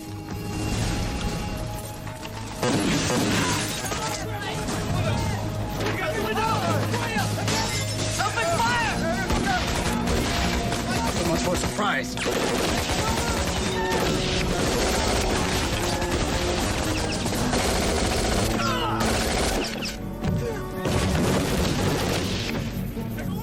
Move in!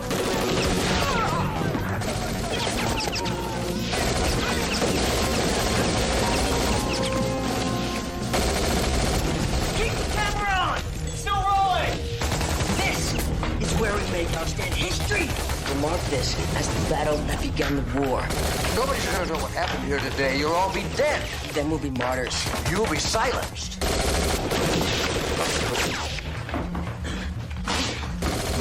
We both know the media is controlled by the global Uber government. So you admit it exists. Are you getting all this? Yeah, it's rolling. The people will never know what happened here today. Once again, the truth will be suppressed. The conspiracy will continue, Bing. There's a way to beat them. How? Let them arrest you. That way there has to be a trial. That means daily gavel-to-gavel coverage on court TV. No martyr ever got on the Larry King show. Drop your weapons! We're surrendering. I will execute anyone who disobeys me.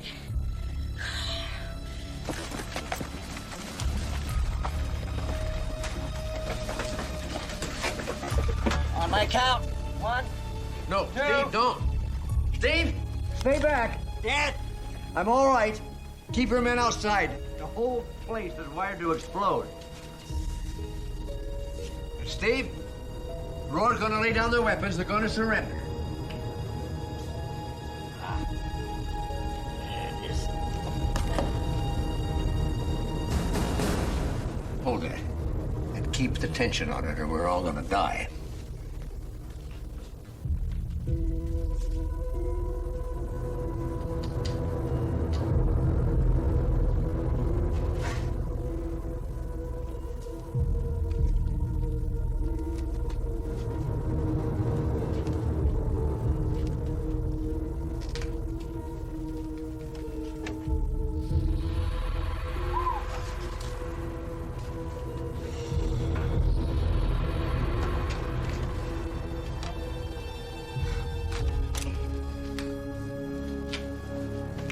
It's all right.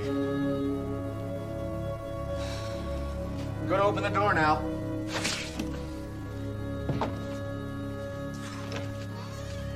Be very careful. I'm sure there are more booby traps. I knew you'd find me. You tell me how. Where are the Sweeneys? They left in a rental truck about an hour ago. We're close to 3 freeways, 2 airports, 1,000 garages and warehouses. They could be anywhere by now. Well, they shouldn't be too hard to find.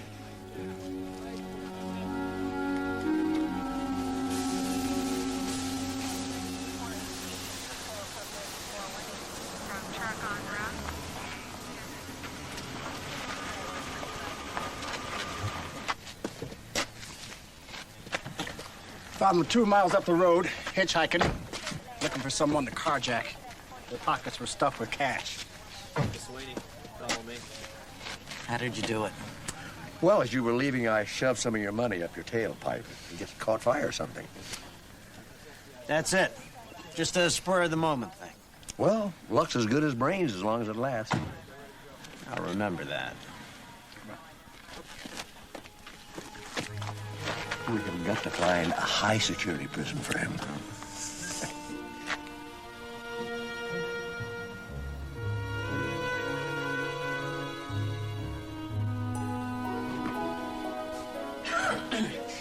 In less than 2 minutes, you will be tasting the best ribs this side of Kansas City. You said that an hour ago. And I meant it, until I noticed that Steve forgot to turn on the oven. Is it too late to get my money back? Don't worry about it. Tomorrow, we're going to interview some professional chefs. Oh, I was wondering how you two were going to run this place and keep your day jobs. Yeah, we're going to leave it all to the pros, except the sauce. That will remain our secret. Have I told you about the sauce? It'll Char the taste buds off my tongue and sear the lining of my stomach. I think you told her. He also told me not to eat all day, so I'd have a really big appetite. Good news, it worked. Everything's under control. Really well. Jesse. I'm going to go check on the ribs. Nice place. Yeah, it's nice. It's good when people get what they want. It's great when people get what they've always wanted. And they find out that they still want it. I have something to tell you. Me too. Okay, you first. You go. No, You ladies go. first. Amanda. Okay. You know, these past few months and everything that's happened, I just want to let you know I love you. And I really was happy in Virginia. I just want you to know that. This is your home. Yeah, and I never realized that until I nearly lost it all. And besides, you and I, we do really well with this long-distance thing, don't we? No, we're good. So tell me what you were going to tell me. Well, it's not important. Yes, it is. I want to know what it is. I've been reassigned to this really high-profile post. It's the FBI liaison to Interpol's Worldwide Terrorism Unit. That's great. The assignment's for 6 months. In London. London? You persuade me to go to Virginia knowing full well that you'd spend 6 months in Europe? But you're moving back here. Did you know that when you accepted the offer? Well, so typical, you know. You know, I can think of only one thing to say to you right now. What's that? I'll be waiting for you to come back.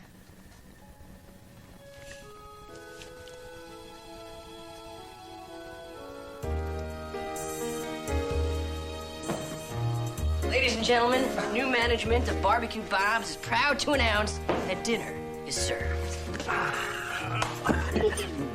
Careful, Dad. Those are the spicy ones. I'll get you some water. Ice water? Maybe just the ice. Hey, you don't look too good. Breathe, Dad. Just breathe. You'll be fine.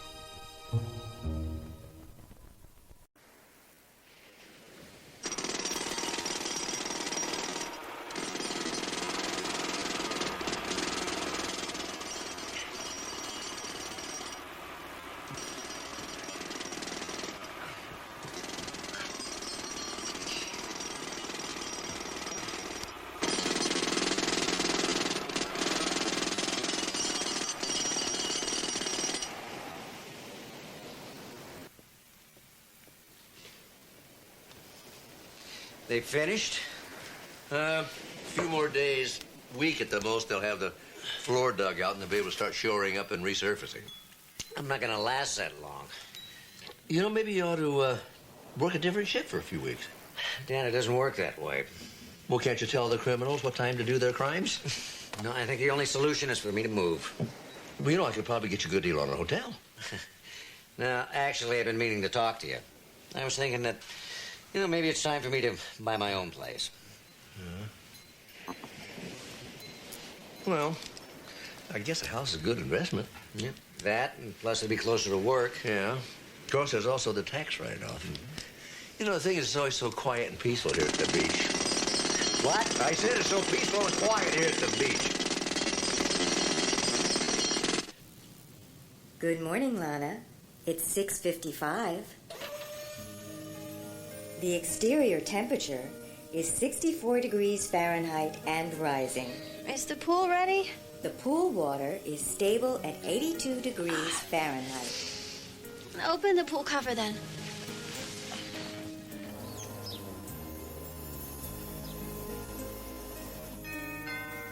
Lana, you have a visitor. Hey! Yup? Come around back, Jesse. Let him in. Security system disengaged.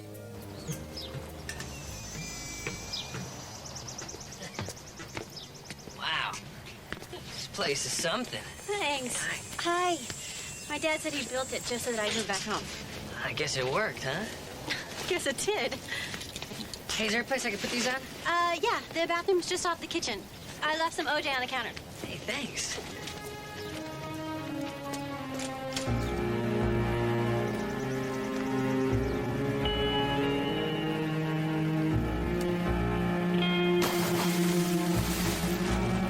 Warning, do not use the pool. Lana? Warning, do not use the pool. Lana? Lana? Lana? It is now safe to enter the pool. It is now safe to enter. Diagnosis Murder. Sponsored by Glaxo Wellcome, makers of Relenza.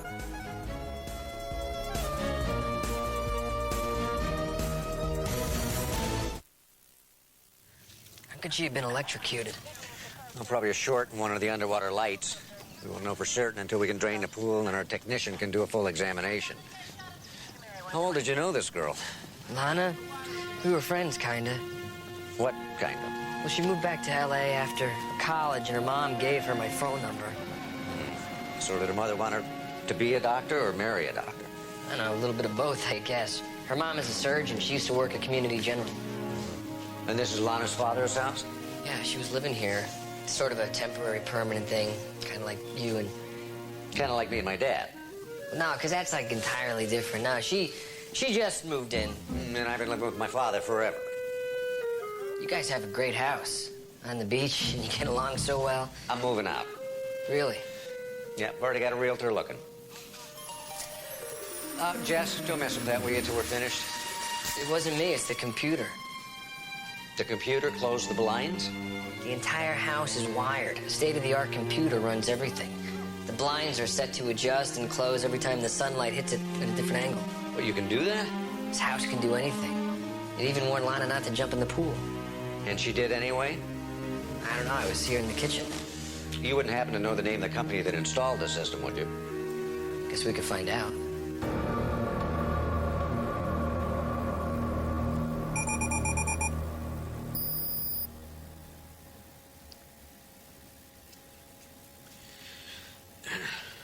May I see some identification, please?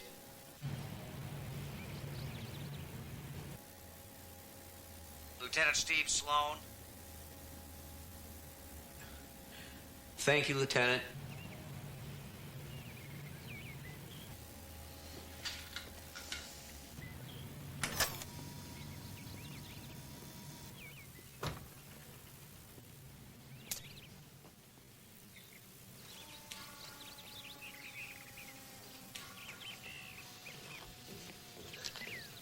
Lieutenant?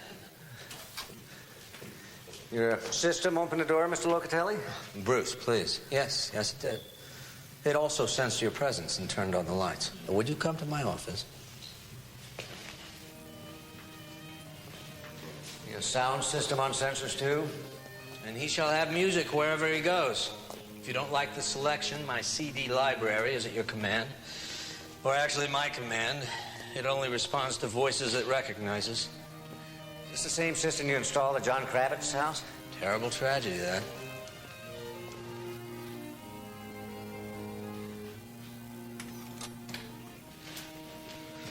Mute the music, please.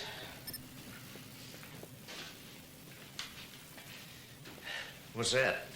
A video capture, a hell of a lot better than a printout. Who decides where the cameras go? Well, you pay, I put. What's to keep you from spying on your customers? The entire system is double password protected, so when you contacted Mr. Kravitz, he dialed in, entered his secret password, it allowed me to use my password to open the system and show you, well, this. Hal, if you would. You named your computer Hal? Yes, after the movie. It was kind of a joke. Didn't Hal kill people? Well, it seemed like a good joke at the time. Of course, I named him before I saw this.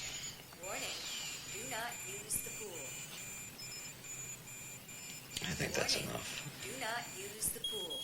Can you give me a copy of that? Well, had it made as we spoke. And you'll find that my system not only sensed the short, but closed down to the power to the pool as well.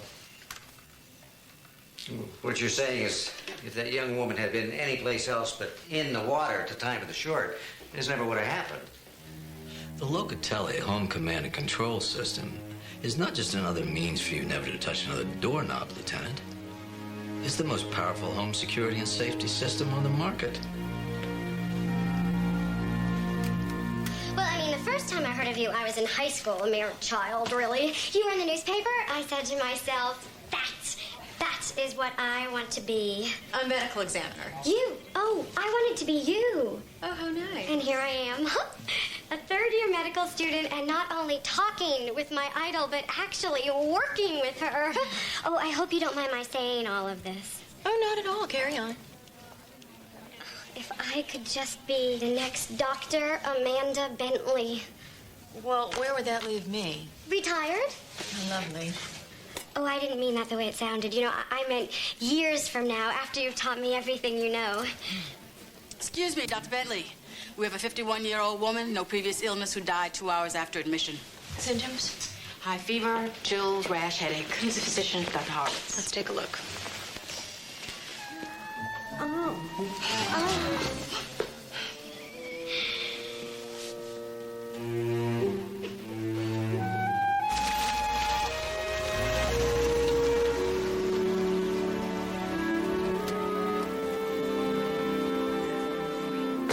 I'm telling you, Dad, I've seen the future and it works. Dr. Sloan, I presume? Yes, how do you do? Will you be sharing the house with your son? Well, actually, we already share a wonderful house. Because there's a 3-bedroom model I can show you. Oh, no, this will be fine, thanks. Open says me.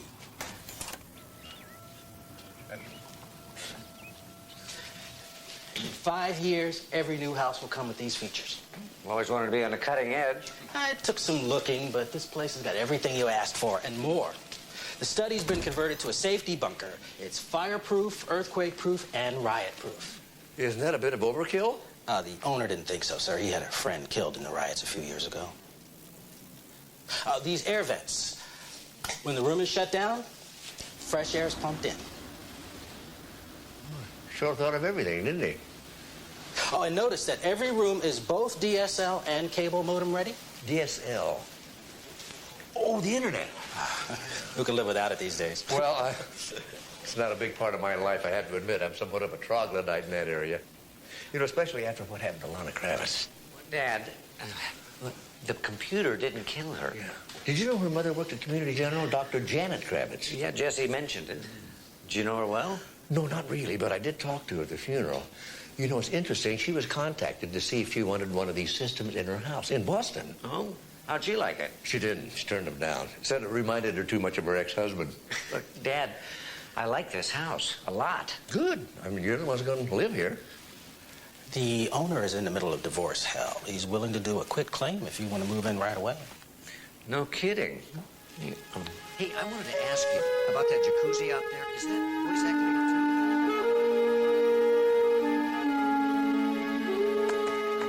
Ellie, thank you for doing this for me. Oh, it's my pleasure. I love the internet. It's how I keep up with my parents, my grandparents, my boyfriend. In fact, these days, it's practically the only way I talk at all. You know, I didn't even know the hospital had a website. Everything has a website. Well, I can even set up a personal one for you. No, thank you. Would you like to see how many times Dr. Bentley's name is mentioned in the newspaper? Can you do that? I can find anything. What if I wanted to find a computer system for my home? Could you find that? Name it. Home command and control systems designed by a man named Bruce Locatelli, I think. First, we go to a search engine.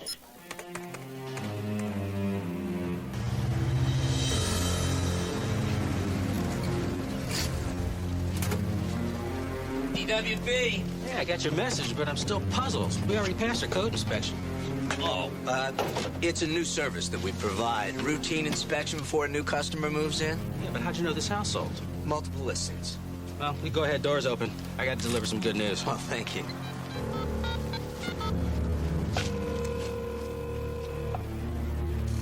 Oh, that's great. Closing tomorrow at Valley Brook Federal, 2 o'clock. Right. Thanks. Hal, are you there? This isn't our system, Bruce. I know. But I can take it over. And no one will ever know that we were here.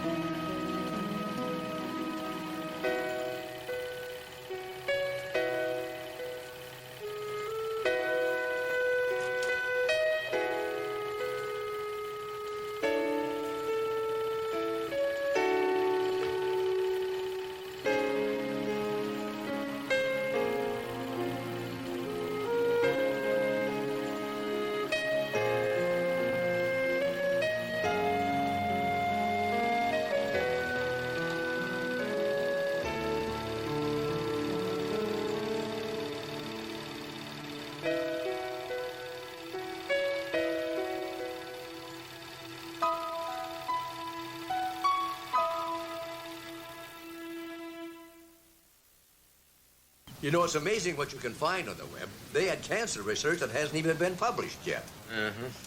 And then I looked up old Fred Astaire movies. They had a nearly complete list of all the credits. What do you think? Donated. Then I found something else remarkable. Did I actually ever wear this? Yeah, you did. I found home command and control systems. Dad, that death was an accident.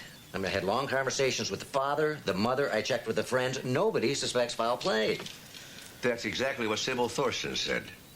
Okay, Dad, I'll bite. Who is Sybil Thorsten? Denise Thorsten's mother, up in Hartford, Connecticut. And the connection between Denise Thorsten and Lana Kravitz is what exactly?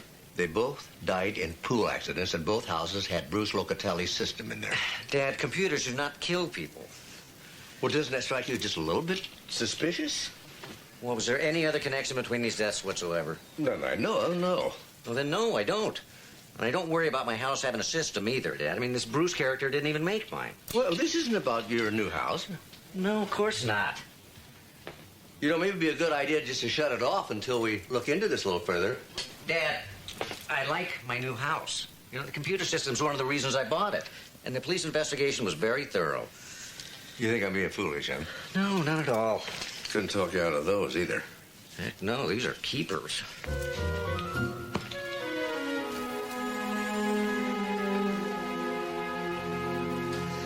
Do you ever get used to this, all this automated stuff?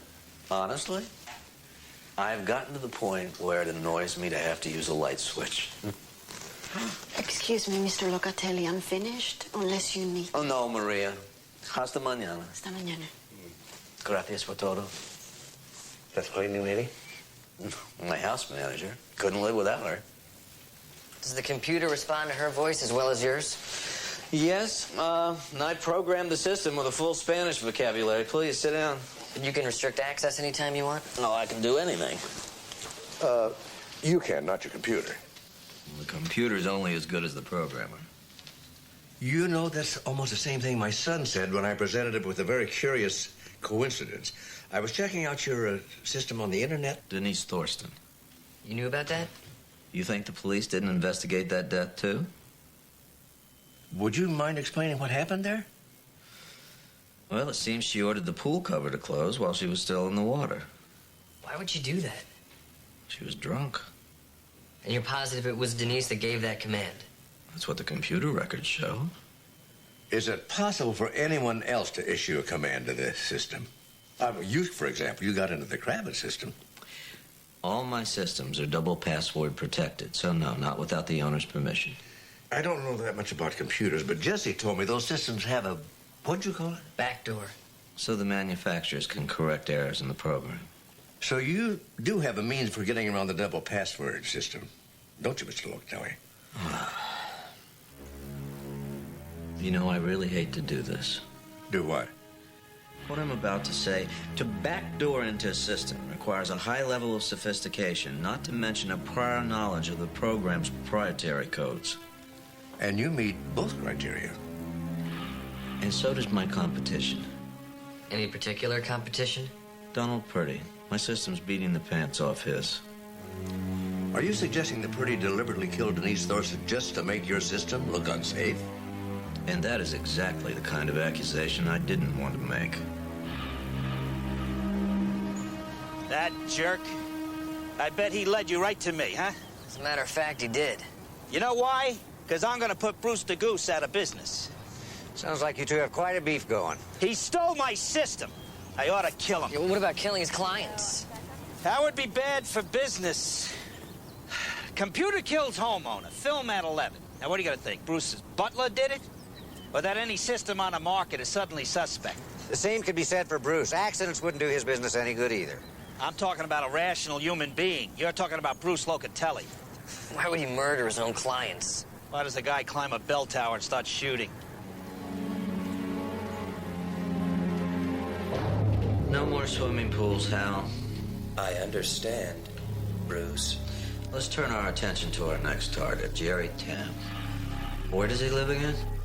Jerry Tam lives in Montreal. Cold weather climate. That is correct, Bruce. He sneaks his smokes in the shed. That is correct, Bruce. Full screen, please, Hal. This was captured yesterday. There is a handyman's workshop in the garage, complete with a sink with running water. These propane tanks are connected to a heater. Propane? The heater is on a thermostat. The propane is computer controlled to turn on whenever the temperature drops below freezing. To keep the pipes from bursting. That is correct, Bruce. Jerry Tam comes into the shed every evening at approximately 5 p.m. Eastern Time. I see. Which would not be a problem unless... Unless the pilot light were out. Is that a command? I like this is the type of thing I'm looking for. Oh, okay. These are this color, but not. Yeah. Go ahead, try it out. Call me Phil. What's your real name? Philippa. So, are you shopping for a few things for Dad? No, actually, we're shopping for my son. He's bought a new house. Got tired of living with the old man. I don't think she needs to hear our entire family history, Dad. It's actually one of the great things about owning a store like this. You get to learn about such intimate details of people's lives. Well, I'm looking for a couch, armchairs, a coffee table. Okay. Well, then by all means, sample the merchandise.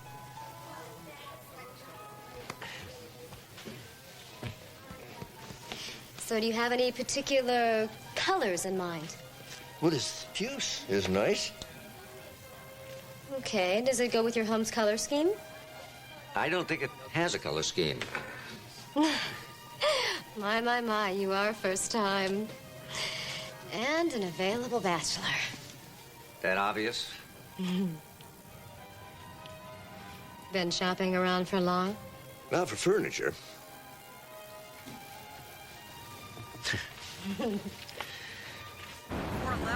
Meantime, on the 405, that SIG alert is still in effect at Slauson, and if you're on the 5, it is tough.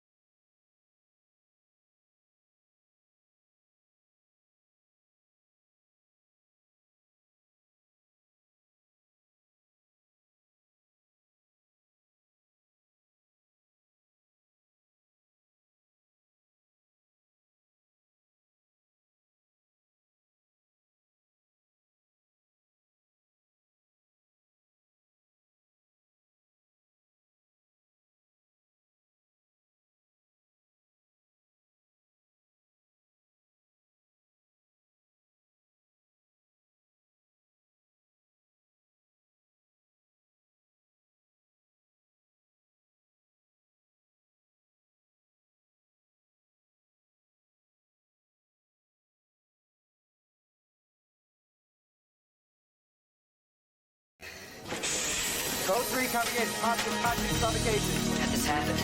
The windows were locked. The bedroom filled with smoke. Vitals. BP's 90/50. pulse went and it's ready. Respiratory rate of 58. Is there any blood drawn at the scene? Yes, sir. Let's get him into trauma 1. Look at that blood for CBC, electrolytes, lactate level, and carboxyhemoglobin. Get me an intubation tray with an 8mm tube, page respiratory for some stat ABGs. I want to start another line in the other arm and get a stat portable chest film. What were the presenting symptoms? Suffocation due to smoke inhalation.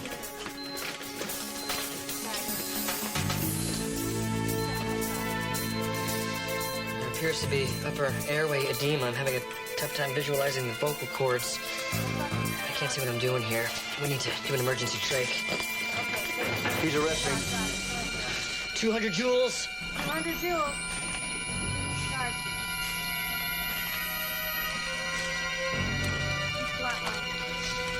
Clear. Clear. 300 joules. 300 joules. Clear. Nothing. We've lost him.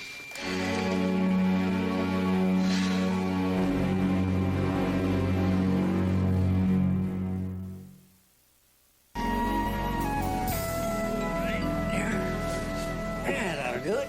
I hope so. Oh, that's nice. Just as uncomfortable as it looks. Steve, you've got great taste. Yeah, see? You remember when we first moved to the beach? Yeah. Carol started crying the minute she walked in the door. Said, this isn't our house. Yeah. So he took her by the hand and said, let me show you what we can do all by ourselves, and took her right down to the beach. You weren't worried? No, Catherine did enough worrying for the both of us. And I told her Steve wasn't going to let anything happen to his little sister. I couldn't have been more than 11 years old.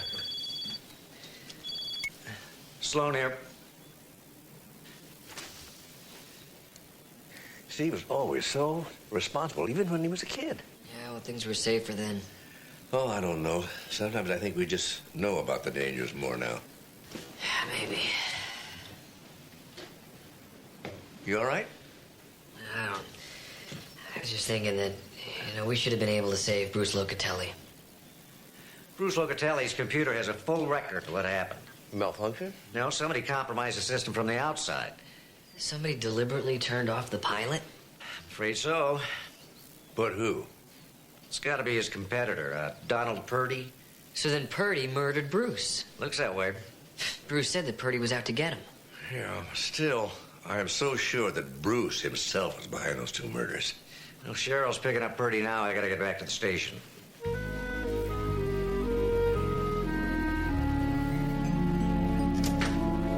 What kind of police state you running here? Mr. Purdy's been read his rights and refused a lawyer. Oh, I got a lawyer, all right. Good one. Gonna sue you blind. You're facing multiple murder charges, Mr. Purdy. I wasn't anywhere near Brucey boy. No, but his computer indicates an illegal intrusion initiated by your system. That's a lie. There's a printout. Take a look. You set me up. Sit down, Mr. Purdy. The hell I will. First, your stormtroopers come into my place of business. You either sit down or I'm going to have to cuff you. Why don't you shoot me while you're at it? You're under arrest. You all right? Yeah, I'll live. It was self-defense. Yeah? Try assaulting a police officer. Come on.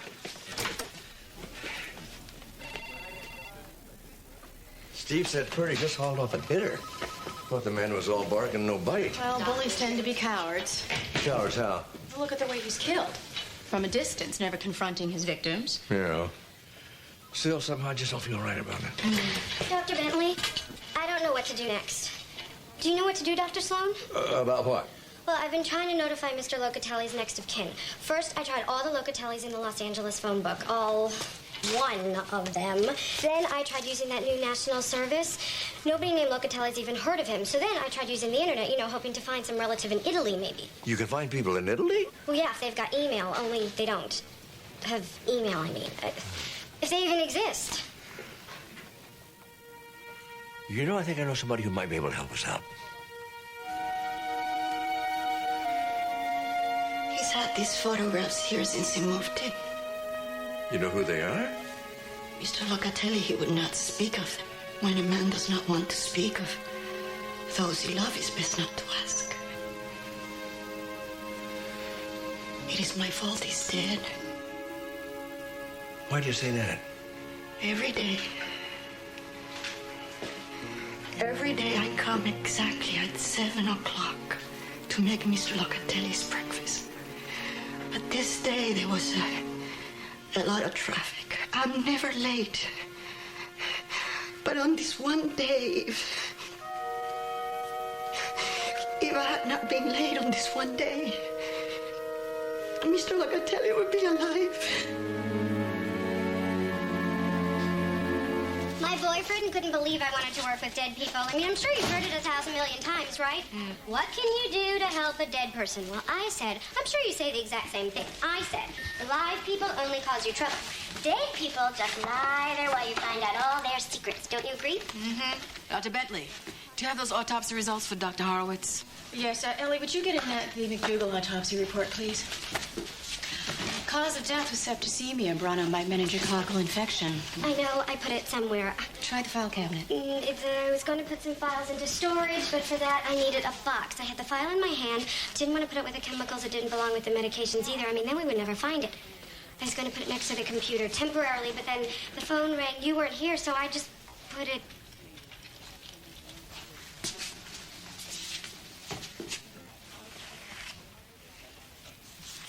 here. I don't faint anymore. Mr. Luca. Oh, that's Mr. Locatelli. No, it's not. That's Mr. Luca. I could never forget Mr. Luca.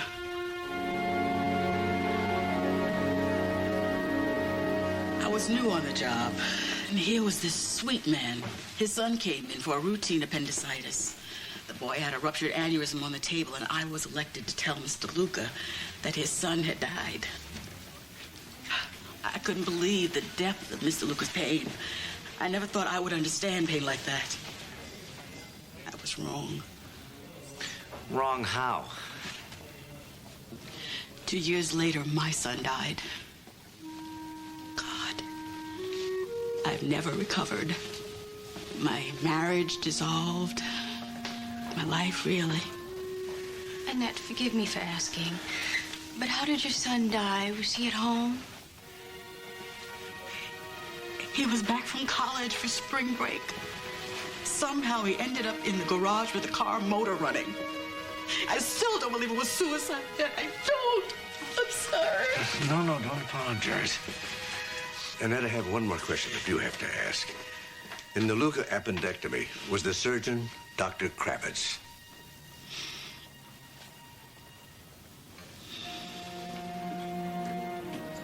Well, it may not be much consolation, but I can promise you that your son's death was not a suicide.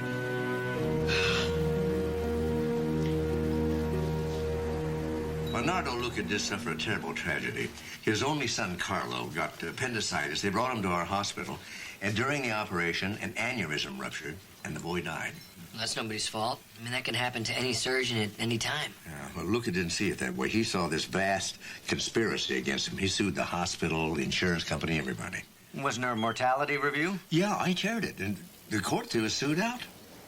And Nardo wanted justice. Yeah, well, his son was dead, and his marriage, as often happens, fell apart. He was a man in a lot of pain. I don't get it. I mean, if Bruce or Nardo or whatever his name was wanted to kill somebody, why not those responsible? He wanted more vengeance than that. He wanted his victims to experience his pain by killing the children of those he blamed for killing his son. So then Lana died because she was Dr. Kravitz's daughter. That's right. Just as Annette's son died because she was a nurse at the operation. What about the victim in Hartford? Would that be the child of the insurance investigator in the case? Exactly. What about Purdy? Did he know this when he killed Bruce? You know, I think Purdy may be guilty of assaulting an officer, but not a murder.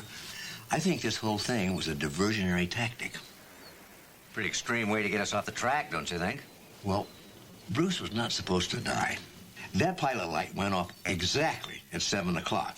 Now, Maria, his housekeeper, always arrived at 7 o'clock. He was counting on her to save him. That's right. Only that morning, there was a bad accident on the freeway, and she was delayed for half an hour.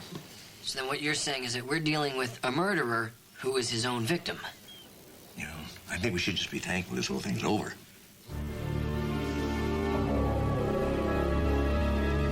Admit it, Dad. Bruce's computer didn't kill those people. Bruce did. Yeah, I guess you're right. Well, did your system cook all this Chinese food? Actually, it was the Chinese restaurant around the corner, which seems to have forgotten the mushu pork. I'll go back. Oh, no, this is plenty of food. Good, too. You know, takeout's very important for a man who lives alone. Dad. Men don't cook for themselves. I rarely do it. Dad, it's not like I eat dinner at home that often anyway. Why do you think I know every takeout place in Malibu? Well, I'm very sorry to have disturbed you. And I'm very sorry for your loss. Man, what's wrong? I just pulled the pathology report on the Luca case, and a colleague of mine, Dr. Tam, did the autopsy. Did he lose a child, too? Yes. His son in Montreal an hour ago. That's impossible. Bruce died yesterday morning. Ellie's idea of an email alert. It's not impossible. What? How'd the boy die? He was smoking in a storage shed full of propane tanks. You know, Bruce could have programmed the computer to turn off the pilot light. So we've got a murderer who's still killing after he's dead? Man, that pathology report, check to see everyone involved. See if they have children. Jesse, oh my God. Mark shared that inquiry, and Steve has one of those systems.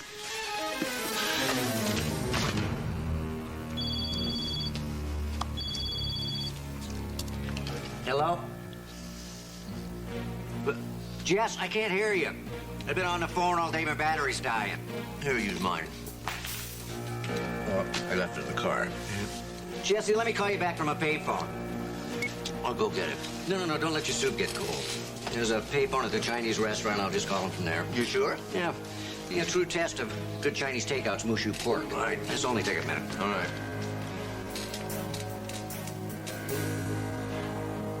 Jesse, relax, okay? You're making me nervous. As long as Steve is out of the house, he's not in any immediate danger. Steve!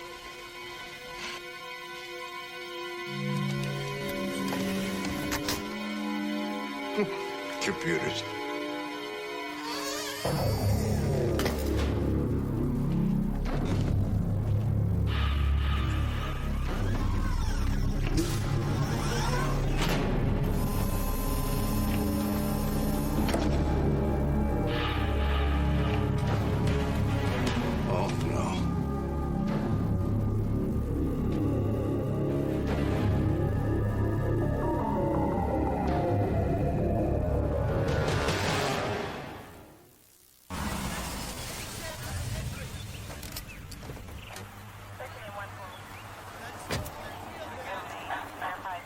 Dad still inside? Yeah, computer seems to have triggered the security system in the study. Called for a battering ram and a blowtorch.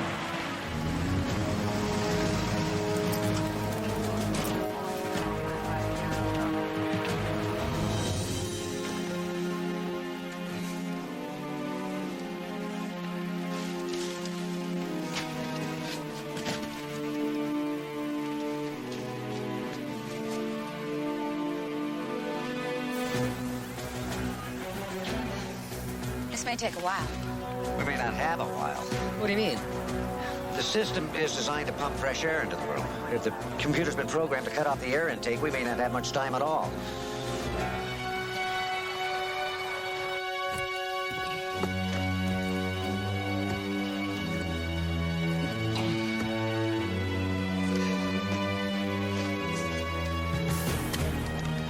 Anywhere you can hack into the system, take control of this thing? It's way beyond my capabilities. You need somebody who knows how to backdoor Purdy. He's been released on bail. I'll find him.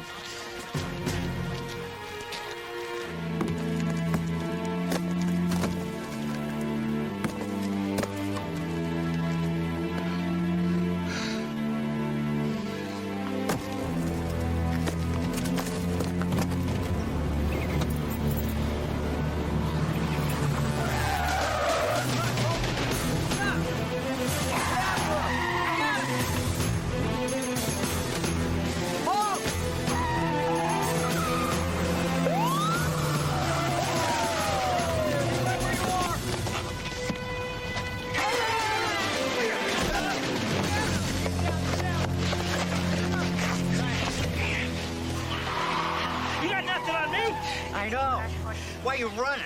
Why are you here? I need you. What was that? Did I just hear you say, let's make a deal?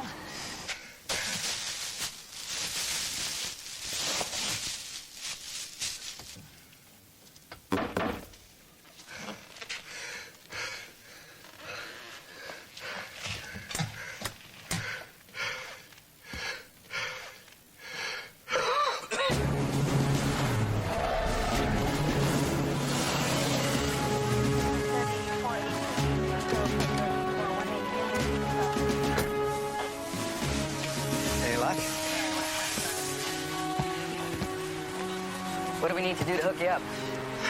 Just stand back and let me work.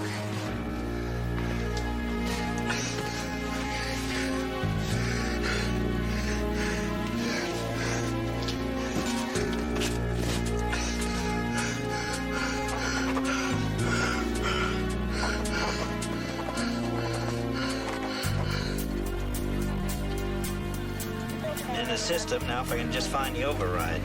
What's the status inside? We made no contact yet. For a lousy thief, that Bruce was one hell of a programmer. Just tell us you're better. Of course I'm better.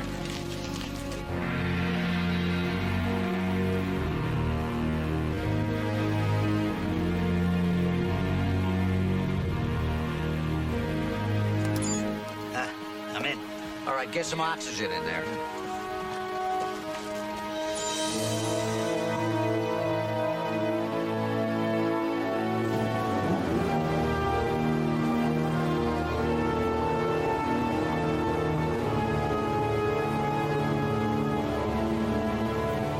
Oxygen level is nearly normal. Let's go.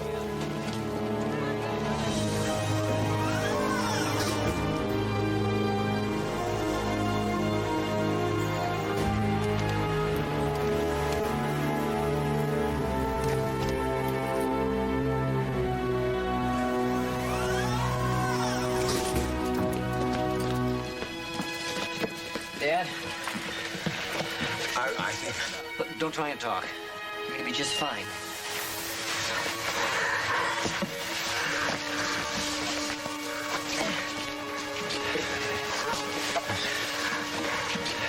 Let him work, Steve.